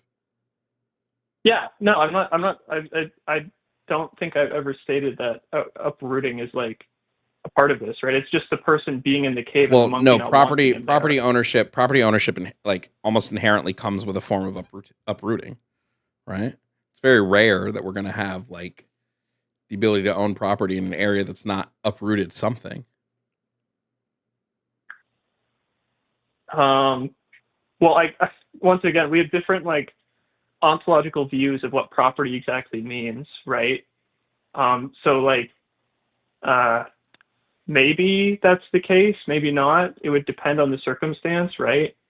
But it just seems like you're giving like the monkey greater weight to have an enforceable opinion over this cave, even though it seems like he doesn't have any right to it. And like, yeah, he's there Yeah, first, because but why is that relevant? the right 'Cause is he doesn't not own the it. right is not to the monkey owning the cave. The right is to the monkey being infringed upon. Like, what's being infringed upon though? Well, his like personal space for one. You entered his bubble. That's why I said if the monkey doesn't care that you're there, then who gives a shit? Okay, so you have a right to personal space. I would Does say it still work for my argument? I would say yeah, you probably have some right to like a personal bubble, yeah. Like given like Okay, you like so- obviously like within reason. But yeah. Okay, well that's not a right if it's within reason. And all rights are within reason. Because a right is absolute, right? Unless you have a different all understanding rights of what would a be right is. all rights are just unspoken contracts between two sentient beings on how to engage in like life opposite each other. Okay. But all rights are Okay, going to be within reason. Like I have a right to life within reason. If I start threatening to shoot somebody, they can take my right to life, right? Okay. Yeah. So I guess like this is where I'm going with this is you have a right to, let's say, your personal bubble, okay? Within reason, yeah. And there's a giant storm hitting the town and you only have like a 1-bedroom apartment, okay? And there's some guy outside begging to get inside. He's like, please let me in. Now, like, you have a right to your personal bubble. Why? I mean, yeah, you have a right to it, and maybe, like I said, I don't quite understand your conception of rights. But it seems odd to say that. I mean, like, well, then I hold have on. it's Before we get there, morally why don't you okay just for tell me to- what you, before we get there, just tell me what you think rights are so that we can understand where each other are coming from. Yeah, rights are essentially obligations that people hold to one another based on a social contract. Damn, it's almost exactly like what I just said.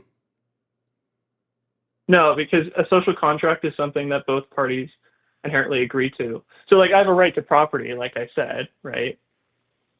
Well, you have a legal right to property. But I don't think you... No, I have a moral right because we both agreed to it. Like if I agreed that if I agreed that, let's say, like mixing labor and property creates ownership of that, right? Then I have a moral right to that property because we both agreed to that conception of it. Well, no, that would just be you agreeing to it. No. If I agreed to it with the people within the social contract. Okay, and if somebody comes in that disagrees with this, animals in your conception. What happens if somebody comes in and disagrees with this? Then what? Well, then you have a right to defend your property. Wait, but you said that property is only your right to your property because you agree with it with somebody else. So if somebody comes in who doesn't agree with it, if someone else doesn't agree with it, you have the right to defend it because. Wait, no, this doesn't. This logically doesn't make sense. Wait, no. Why? You said the thing that gives you the right to property is your agreement on it with somebody else. Yeah. So, like, let's say we're on an island and you claim ownership of a cave and you say, this is my property. I've owned it. I've adjusted the cave. I've done all this. And I come in. I don't agree that you own that property. Do you have a moral right to that property? Yeah, I can defend that property. No, I'm saying, do you have a moral right to it? Do you have a moral right? Well, how do you have ownership if we don't agree?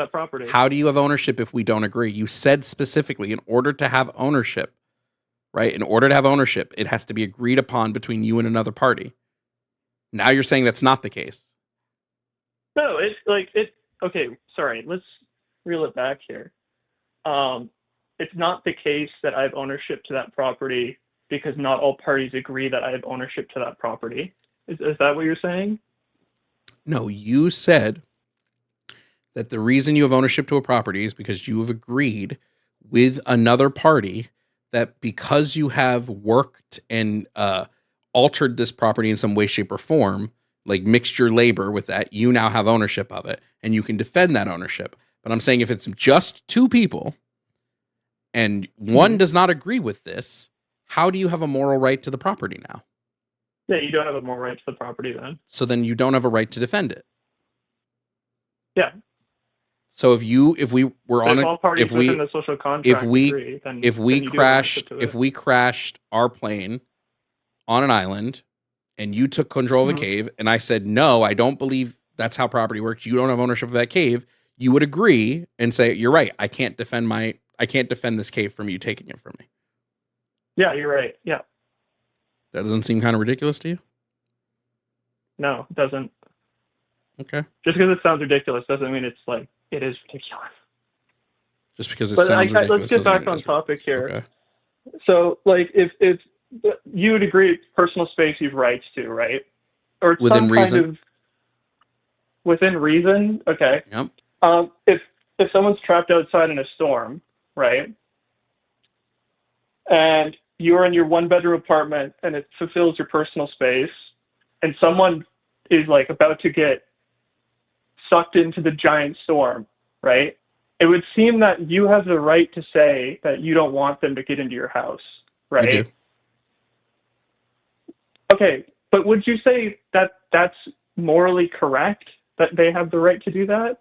Like, my point is, if they have the right to do it, then yes, I would say it's right. If they have the right to do it, I would say yeah, it's probably I wouldn't say it's a moral wrong or a moral right. I would say it's an amoral decision.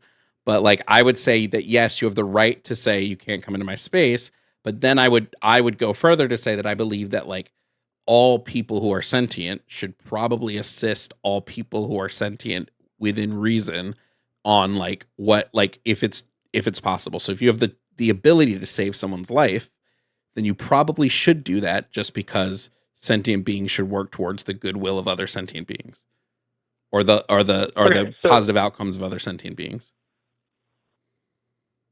So then why wouldn't you say that like it's morally right for you to not have an abortion even after? Because fetuses aren't sentient. They aren't sentient. Okay, when does sentience begin then? 24 weeks. We went over all this, didn't we? Or was that the last caller? Yeah, so Didn't after 24 weeks... After 24 weeks, I believe that you should not have an abortion that unalives the fetus. I've already said this.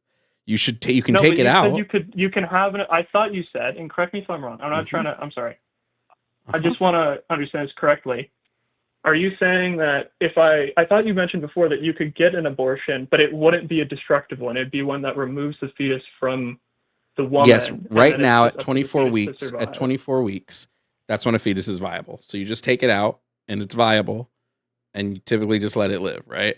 Prior to this, if you're saying sentience begins before this, then yes, you still have the right to remove it, right? It can't encroach upon you keeping it there. And I would just say this is an amoral decision, right? If it's sentient and you remove it and it dies on its own validity, I'm like, this is an amoral decision. Do I think that you should keep it until it's viable? There could be a case to be made that like maybe you should incubate until it's viable, but that would also be now a violation of your rights, which I think would be a moral negative because now your rights are being violated, which I think it's immoral to violate another person's rights. I thought you said that you should give up your rights for the sake of other sentient beings. Nope. I said I didn't say you should give up your rights. I said if you don't let them in, this would be an amoral decision, and you still have the right to not let them in. I said within reason, right? Within reason, we should try to benefit other sentient life as much as we can. And I don't think forcing someone to be pregnant for 9 months is within reason. I think that's actually an unreasonable request. Letting someone into my house during a storm, I think, is a reasonable request. Now, there could be other circumstances. If this person comes in, like if this person who's in the storm, like also has the zombie virus, right? I think it would be unreasonable to let them in. If this person's now in my house for 20 months, I'd say, well, now this has become unreasonable. You need to get out, right? I would place reasonable expectations on all of these things. I guess my question becomes like, it seems, and I'm once again, correct me if I'm wrong, but it seems like you're kind of saying that it's okay to be immoral within reason. I don't think it's immoral. I think it's amoral. Yes, I think it's okay to act amorally. Yes. Well, I guess it's acceptable to not act morally or not do morally good things within reason. Yes, I think it's acceptable to act amorally within reason. Yes. Absolutely. Okay. I don't know. It's quite literally not a negative because you're acting amorally. So it's like quite literally you're not doing anything wrong. You're not doing anything right. You're just doing. Okay. What else was I going to say? There was one other thing relating to this. If I've been on too long, we can end it. I was just wanting clarification on some things. Why does experience matter? I guess in a more metaphysical level, I'm curious as to why you would say experience is like of moral importance. Because without the ability to experience how could you engage in harm in any way? Okay, so is harm what's relevant to it? Harm is what would make it bad, as if you're causing another being harm, like unnecessarily causing another being harm would be like doing something bad. But without the ability to experience, like that's like every philosophical debate boils down to whether you can or you cannot experience the world around you, right? Without experience, you can't feel pain, you can't feel pleasure, there is no don't. Like, it's hard to conceptualize because the inability to experience would make you essentially a rock, right? You're a rock. You don't or you're kind of like a robot. Yeah, you're like a bacterium where you're just kind of like mindlessly doing things, correct? Yeah, there's where comes the issue, you know? Yeah, I guess it seems like, and like once again, I'm not trying to be rude at this. Are you like a utilitarian? Because it seems like a utilitarian. I don't label myself as anything. I just don't label myself as like anything. Could be a utilitarian. Who knows? Would you say? Because I guess like it seems like a lot of your conception of like good and bad is rested on harm and like well-being, right? Like it seems like rights are only like right so long as it benefits like kind of goodness and badness, right? Well, if rights are a moral framework, yeah. Well, yeah, it's just again, when I'm looking at like what experience does, right? Without the ability to experience, you can't experience any positive or negative. Again, it's so hard to conceptualize because, like, you know what I mean? Like, because when I say you can't experience good or bad, it makes it sound like there's some third thing you are experiencing, but it's nothing, right? And the inability to experience is nothing. Like you're nothing. Yeah, it's not. There is no you. Maybe that's a better way to describe it. There's no you. Yeah. I guess I don't know. I just find it, like I said, I just find that your argumentation style is more utilitarian because it seems like you're willing to grant that you can like overthrow people's experiences if it results in better outcomes potentially, or like I don't know if you'd say that actually because you said earlier that it's amoral to, because the utilitarian would say it's a moral obligation that you help these people even if it trumps your right. So yeah, I don't think you're morally obligated to care for someone if it trumps your right. I think it is probably, we could say it's the right. Like it would be a benefit, obviously, but like, yeah, if it's a creature that doesn't experience anything, right? There's no quote unquote subject to protect morally, right? So yeah. Can I just get one last clarification, or can you? I just want you to try to pick apart an argument that I have for this. It'd be very quick. Unfortunately, I cannot. Someone did pay to move on with the conversation. Okay. Yep. No worries. But if you want to call back, the pay to boots only last for 24 hours. So if you want to call back tomorrow, you can. Okay. Thank you. Yep. No problem. Thanks for coming in. Bye. Man, you guys don't like Phil Bros. This is okay. So this was a great example of why I think. By the way, thank you, Zach, for the pay to move on. I was fine. I still having the conversation, but this is part of why. This is part of why I think a lot of pro-life and pro-choice debaters on TikTok never went anywhere as like debate personalities, because they get into the weeds of the philosophy like this and it bores the shit out of people. I think policy debates are so much more interesting. I think philosophy debates like this put people the fuck to sleep. Unless you're Alex O'Connor, in which case Alex O'Connor somehow makes philosophy interesting. I think almost everybody else makes philosophy kind of boring.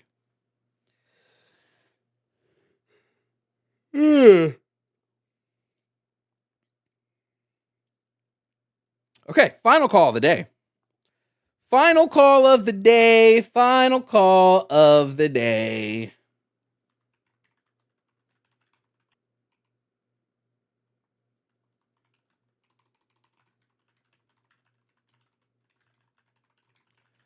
Finally, up here we have Christy. Christy wants to talk about pro-choice. Christy, if you can hear me, can you please provide me your age and pronouns? My age is 27, and my pronouns are whatever you would call a biological female. Well, I would call a biological female whatever they tell me their pronouns are. So, what are they? Well, I'm female, so Great. Whatever that would be. Female is an adjective, so I don't know what that would have to do with a pronoun. Right, she. Oh, okay, cool. Pretty obvious. Not really, but okay. Christy, you want to talk about abortion as well? Is that correct? I do, but I mean, I know people honestly, I don't know how long I'm going to be on the call. Things have changed. I'm at home with my 6-month-old and 2.5-year-old. So we'll see how far I can get in this conversation. I know people are bored on the philosophy on certain things, but I think that does matter. I mean, policies and philosophies, that all affects everything that happens in our daily lives. So it does matter. And so, yeah, I was unsure. Actually, you were the first time I've ever seen your videos. And I genuinely just want to know and try to understand your side, because, obviously I am pro-life. And and a lot of the arguments on the pro-choice side, just I understand where they're coming from, but that's not reality. And That's not reality. What do you mean by that? Meaning, like, just because you think something is wrong or right, I mean, there's truth. There's truth. And I believe that life begins at conception, not when you feel that they become sentient. And I think that's where the argument begins. You guys were talking about that. I don't know where the monkey thing, I kind of lost track of the whole monkey situation. But I guess I wanted to ask you, why does consciousness, because you say sentient human lives matter, so why does consciousness matter to begin with? Because sentience, not consciousness, but the reason sentience matters is because without it, there's no experience. So, like, a non-experiencing being how much experience? Oh. How much experience do you need in order to not be killed or your life taken away? You just need any? Any. 0.2 seconds? 0.1 second? Yep. The minute you have the capacity for sentience, I believe you should be... So when do we know that in the womb? Okay. Do you want me to answer or no?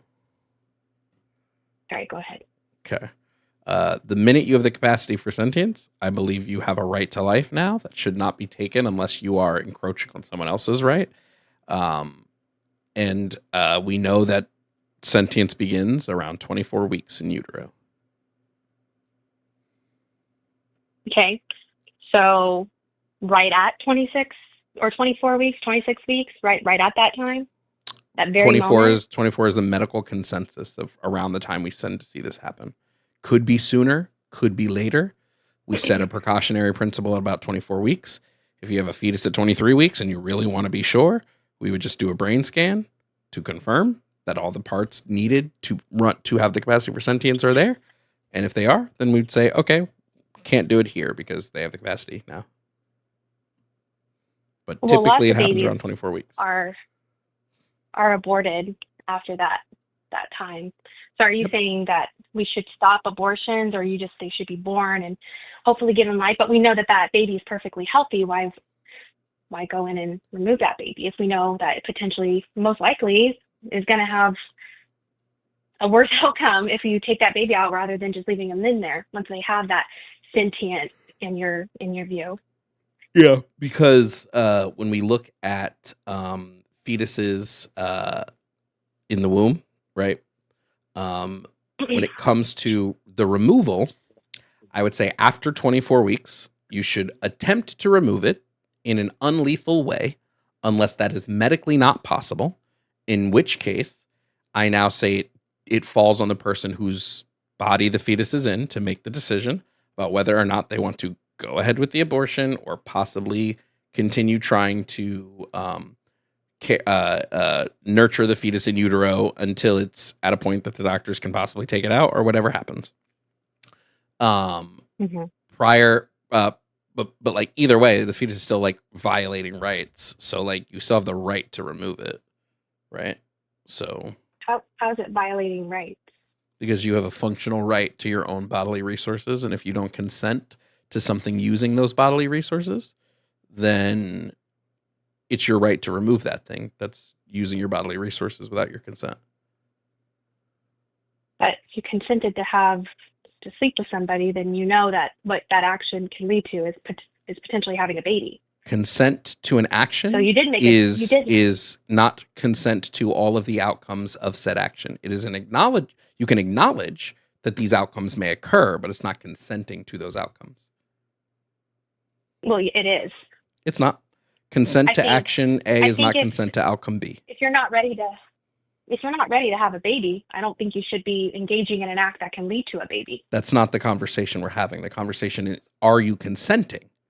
Right? The conversation isn't, do I agree you probably shouldn't have unprotected sex if you're not ready to be a parent? Yeah, probably. You probably shouldn't be having unconsented sex if you probably I could care less if you're protected sex. But you probably shouldn't be having unprotected sex for like a litany of reasons if you are not informed or ready enough for the outcomes of those. That doesn't mean you consent to those outcomes. The only time you can consent to being pregnant is when you find out you're pregnant.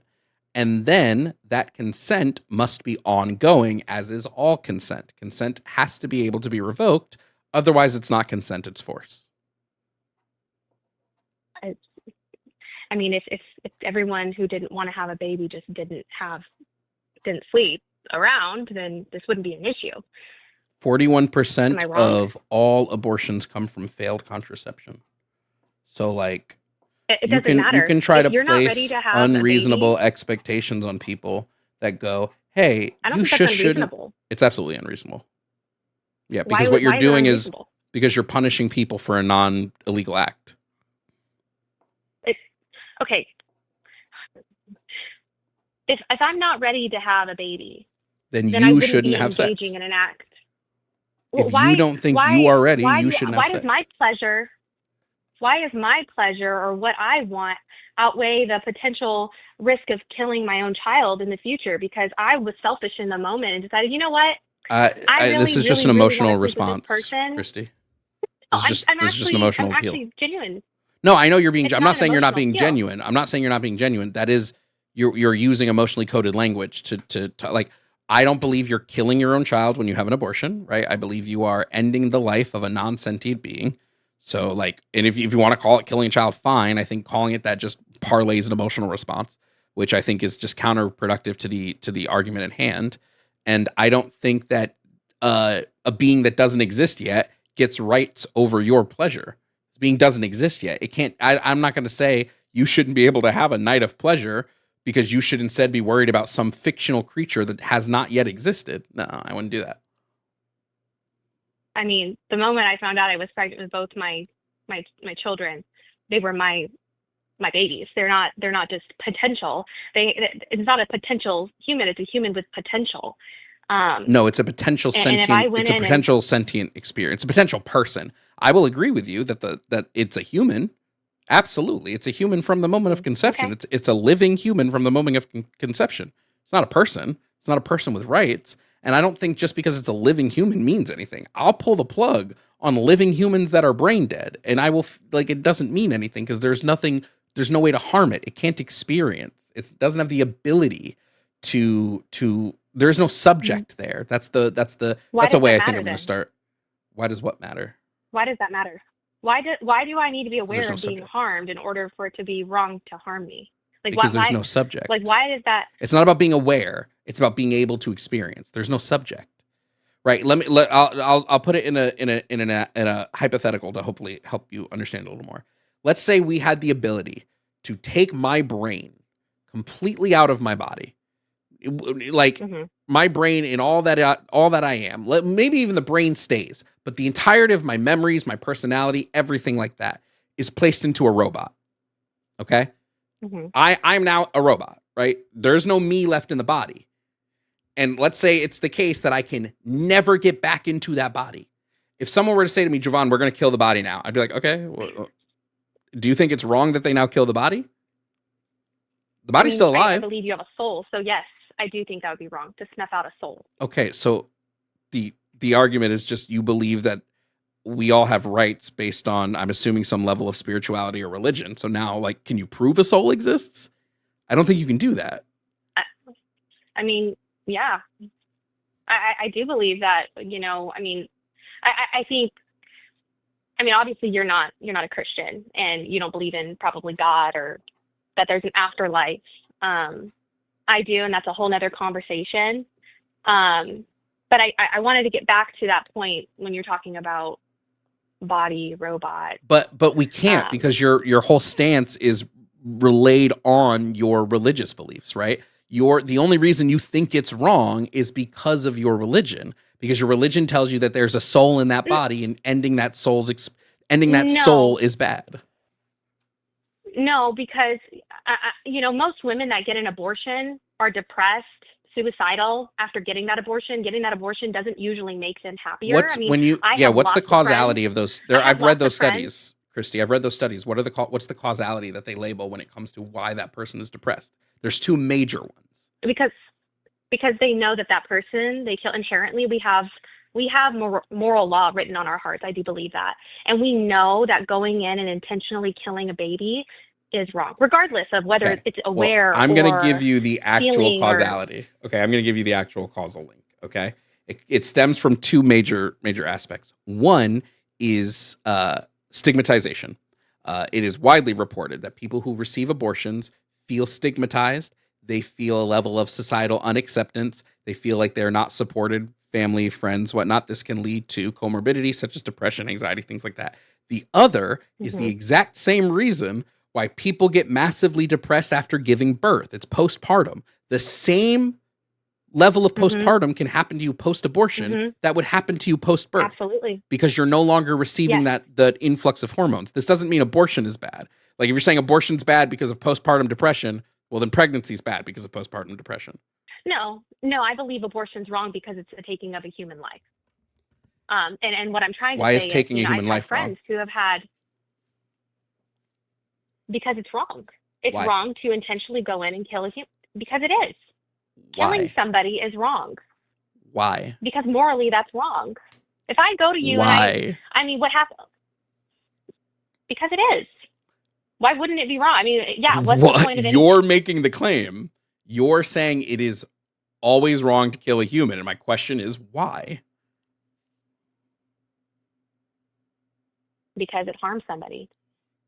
Okay. It's wrong to kill because it harms somebody. What if I have a human that can't experience harm, Christy? Then why is it wrong to kill them? They can't experience. Yes, if the harm is the reason why it's wrong and they can't experience harm, they literally don't have the ability to experience anything. It's nothingness because there is no person to experience.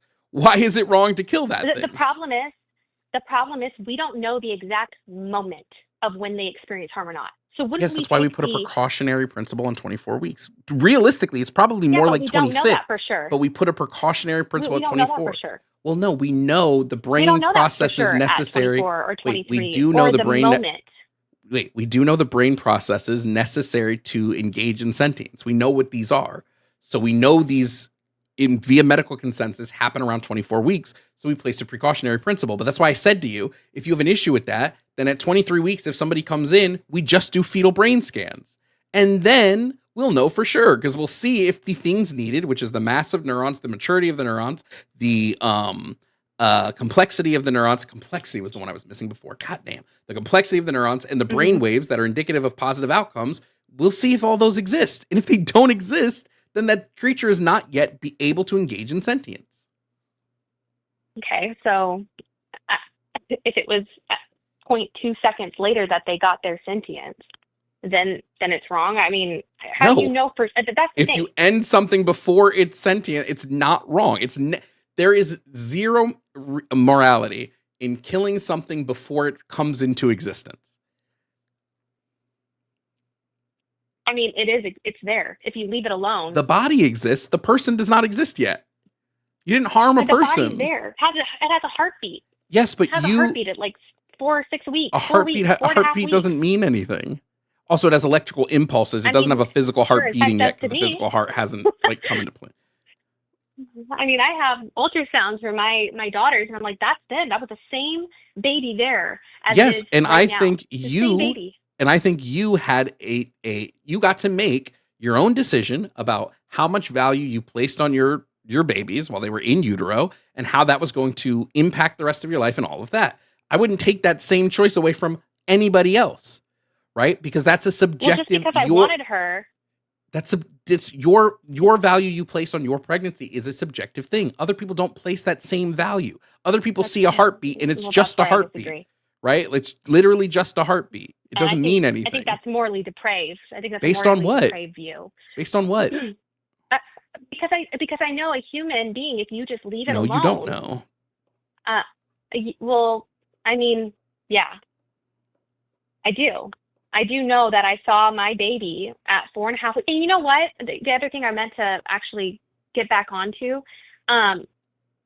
So you're saying a lot of abortions that happen, there's a lot of abortions that happen after that sentient time, the 24 or 26 weeks, and people don't care.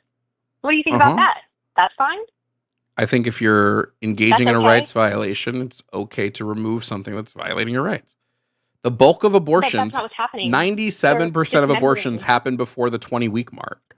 So, we can talk about the others if you want to. What about them? The bulk of those are medical. The bulk of abortions that happened after 20 weeks are for medical reasons. What about them? Like what? Like what? They'll happen if somebody has an infection. Infections can lead to you needing to get abortions. I have a list somewhere, but I have to find them. Yes. No, I'm not talking about that. I'm talking about the moms that go in, at 20 plus weeks, and they are okay with having their child ripped apart in the womb, or their, lidocaine injected into the heart. Yeah, this is the vast minority of because they abortions. just didn't want that baby anymore. Yes, this is the minority of abortions. But yeah, sure, you have to. Pregnancy is something you. Does it matter if that's the minority? Does it matter? It's not happening. It's not statistically significant enough for me to place like a mass amount of care on, but it's right? still happening. Sure, and here's what I'll say. Here's what I'll say to that still happening. Sucks, but like I'm gonna feel the same way about if I feel somebody like shoot someone trying to stab them. Like, yeah, it sucks that person had to die, but they were violating their rights. But the difference is that person was actively being harmed. This baby did nothing wrong. As soon as you don't have to actively engage in something to violate somebody's rights, but as soon as you remove consent for a pregnancy, the second you remove that consent, right? The second you're like, I no longer consent to being pregnant, then yes, it is wrong to force you to continue to engage in that pregnancy. You should be able to end that pregnancy because you ultimately that doesn't make sense. That's a what? I mean, if I have a lot of hard days with my kids, and I'm just like, you know what? I don't want to be a mom anymore, or you know what? I'm done with these kids. They're taking. I do not consent to being a parent anymore. Just because I don't consent to that anymore doesn't mean that I just have the right to get rid of them. You do. You have the right to put your kid up for adoption if you want. No. You do have that right, actually. Yeah. No. What are you talking about? You absolutely have. It's wrong. It's wrong. It's wrong for people to put their kids up for adoption. Like, I think it might be like, it might hurt the kid, right? Like there's some issues with like emotional stuff, but like, I wouldn't say that it's like an immoral action to like place your kid up for adoption. Well, so it hurts the kid. That doesn't matter if it hurts the kid. Yeah, I think it would hurt the kid way more if they're living with a parent that doesn't want them. I think that hurts way more. I just mean that parents that don't want their kids tend to neglect their kids. Well, what about that's worse. You're 24 weeks, and there's that mom that goes in. She just decides, I don't want this baby anymore. I'm not fit. I mean, the whole argument. She should be able to take it out. Doesn't matter whether you consent. You're not willing. Whoa. No. You don't think consent matters? No. Well, hold on. They consented to the act of procreation. Yes. And I'm sorry. There's too much information out there to know that. Excuse me. 5%. There's too much. 5%. There's too much information out there now. 5% of what? That's the likelihood you are to get pregnant when you have unprotected sex. It's 5%. Okay. That's still a chance. And if you're engaging in I mean, this is where I stand. I think if everybody just didn't have sex when they weren't supposed to, or they're not ready to have a baby, we would be in a much better place in our society. We wouldn't even be having this conversation. Truly. But the problem is we don't want to take personal accountability. What kind of argument is that? That's the real problem. Christy, I don't understand. Well, what I'm saying is, I don't understand this argument you're making. Society. Well, I'm trying to give it to you. No, but it just seems like you're arguing from a level of your own personal experience because you did this and you did that. True. Nobody else should. Is what wrong? Arguing from your own personal experience? Yeah, it's kind of wrong. Well, let me ask. I'm asking a genuine question. If people who were not ready to have a baby did not engage in sexual intercourse before they were ready, because they know there's a risk, if they did not engage in that and only save that time for when they were ready to have a baby or potentially have one, then wouldn't we be in a better spot? We wouldn't even have this conversation. We also wouldn't have this conversation if we just like gave people universal basic income and made medical care free. Most abortions happen due to financial reasons. We also wouldn't. Why don't we just do that instead? Does that make it right to kill a baby? It makes it right to kill a fetus if you no longer consent to that fetus using your body. Yes. Yeah. Yes. I mean, I think as a parent, we have to deny certain things to ourselves for the well-being of our children. That's what I believe. I think the thing should not be like your internal bodily autonomy. I don't think that that's the case. especially for a And I creature would that's like not to yet say that sentient. What?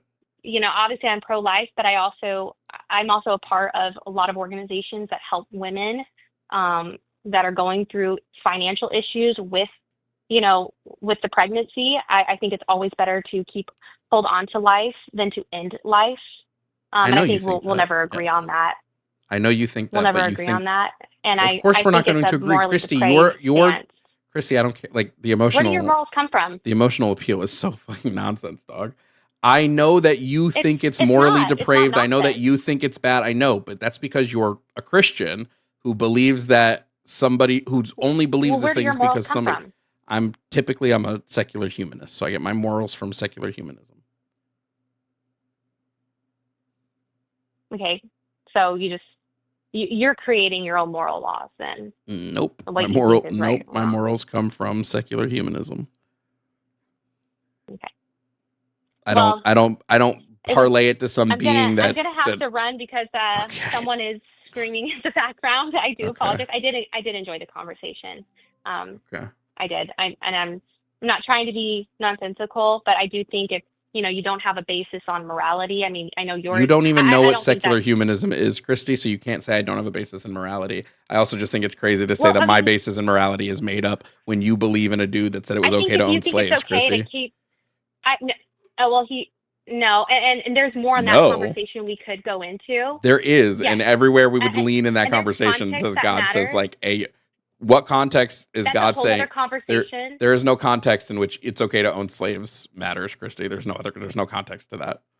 Well, I think if we want to go into that, the definition of slaves back then is drastically different than No, it wasn't. The today. definition of slave used in the Bible to justify slavery was the word used in the Bible to justify slavery was the word was ebed. The word was ebed. Ebed was used for both slaves that were beaten and servants. When we look at slavery in Levitical law, where God says it's morally okay to own slaves, he was talking about people outside of the Hebrew faith, people And what outside did of he say Israel. how you should care Hold for on. them? He said that you should be able. God said them? you should be able to beat them as long as they don't die because they're your property. He said you should be able to sell your daughters into sex slavery and they would become slaves for life and they have to please their master. He said that if you displease your master, he can then sell you to another person into sex slavery. He said that a master can give his slave a wife, and if the slave gets the woman pregnant and wants his freedom, the master gets to keep the baby and the wife for himself. God is very clear about how slaves should be treated, and it's typically with cruelty. Christy, thanks for talking. Please read your own Bible if you want to bring up the Bible in the conversation. Thank you. There's no disagree. Those are like direct passages.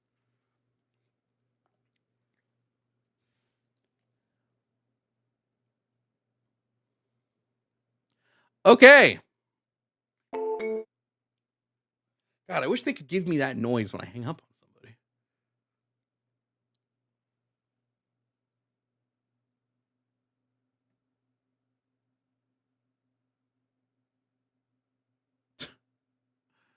Like, dude, don't come at me about the Bible. I promise you.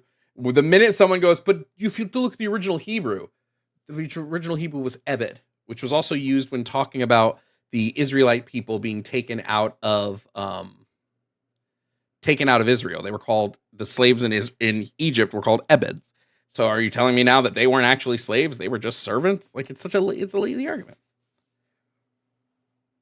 Anyway, that's it for debates. Thank you so much for hanging out with me here today. We're going to quickly go through all of our super chats. So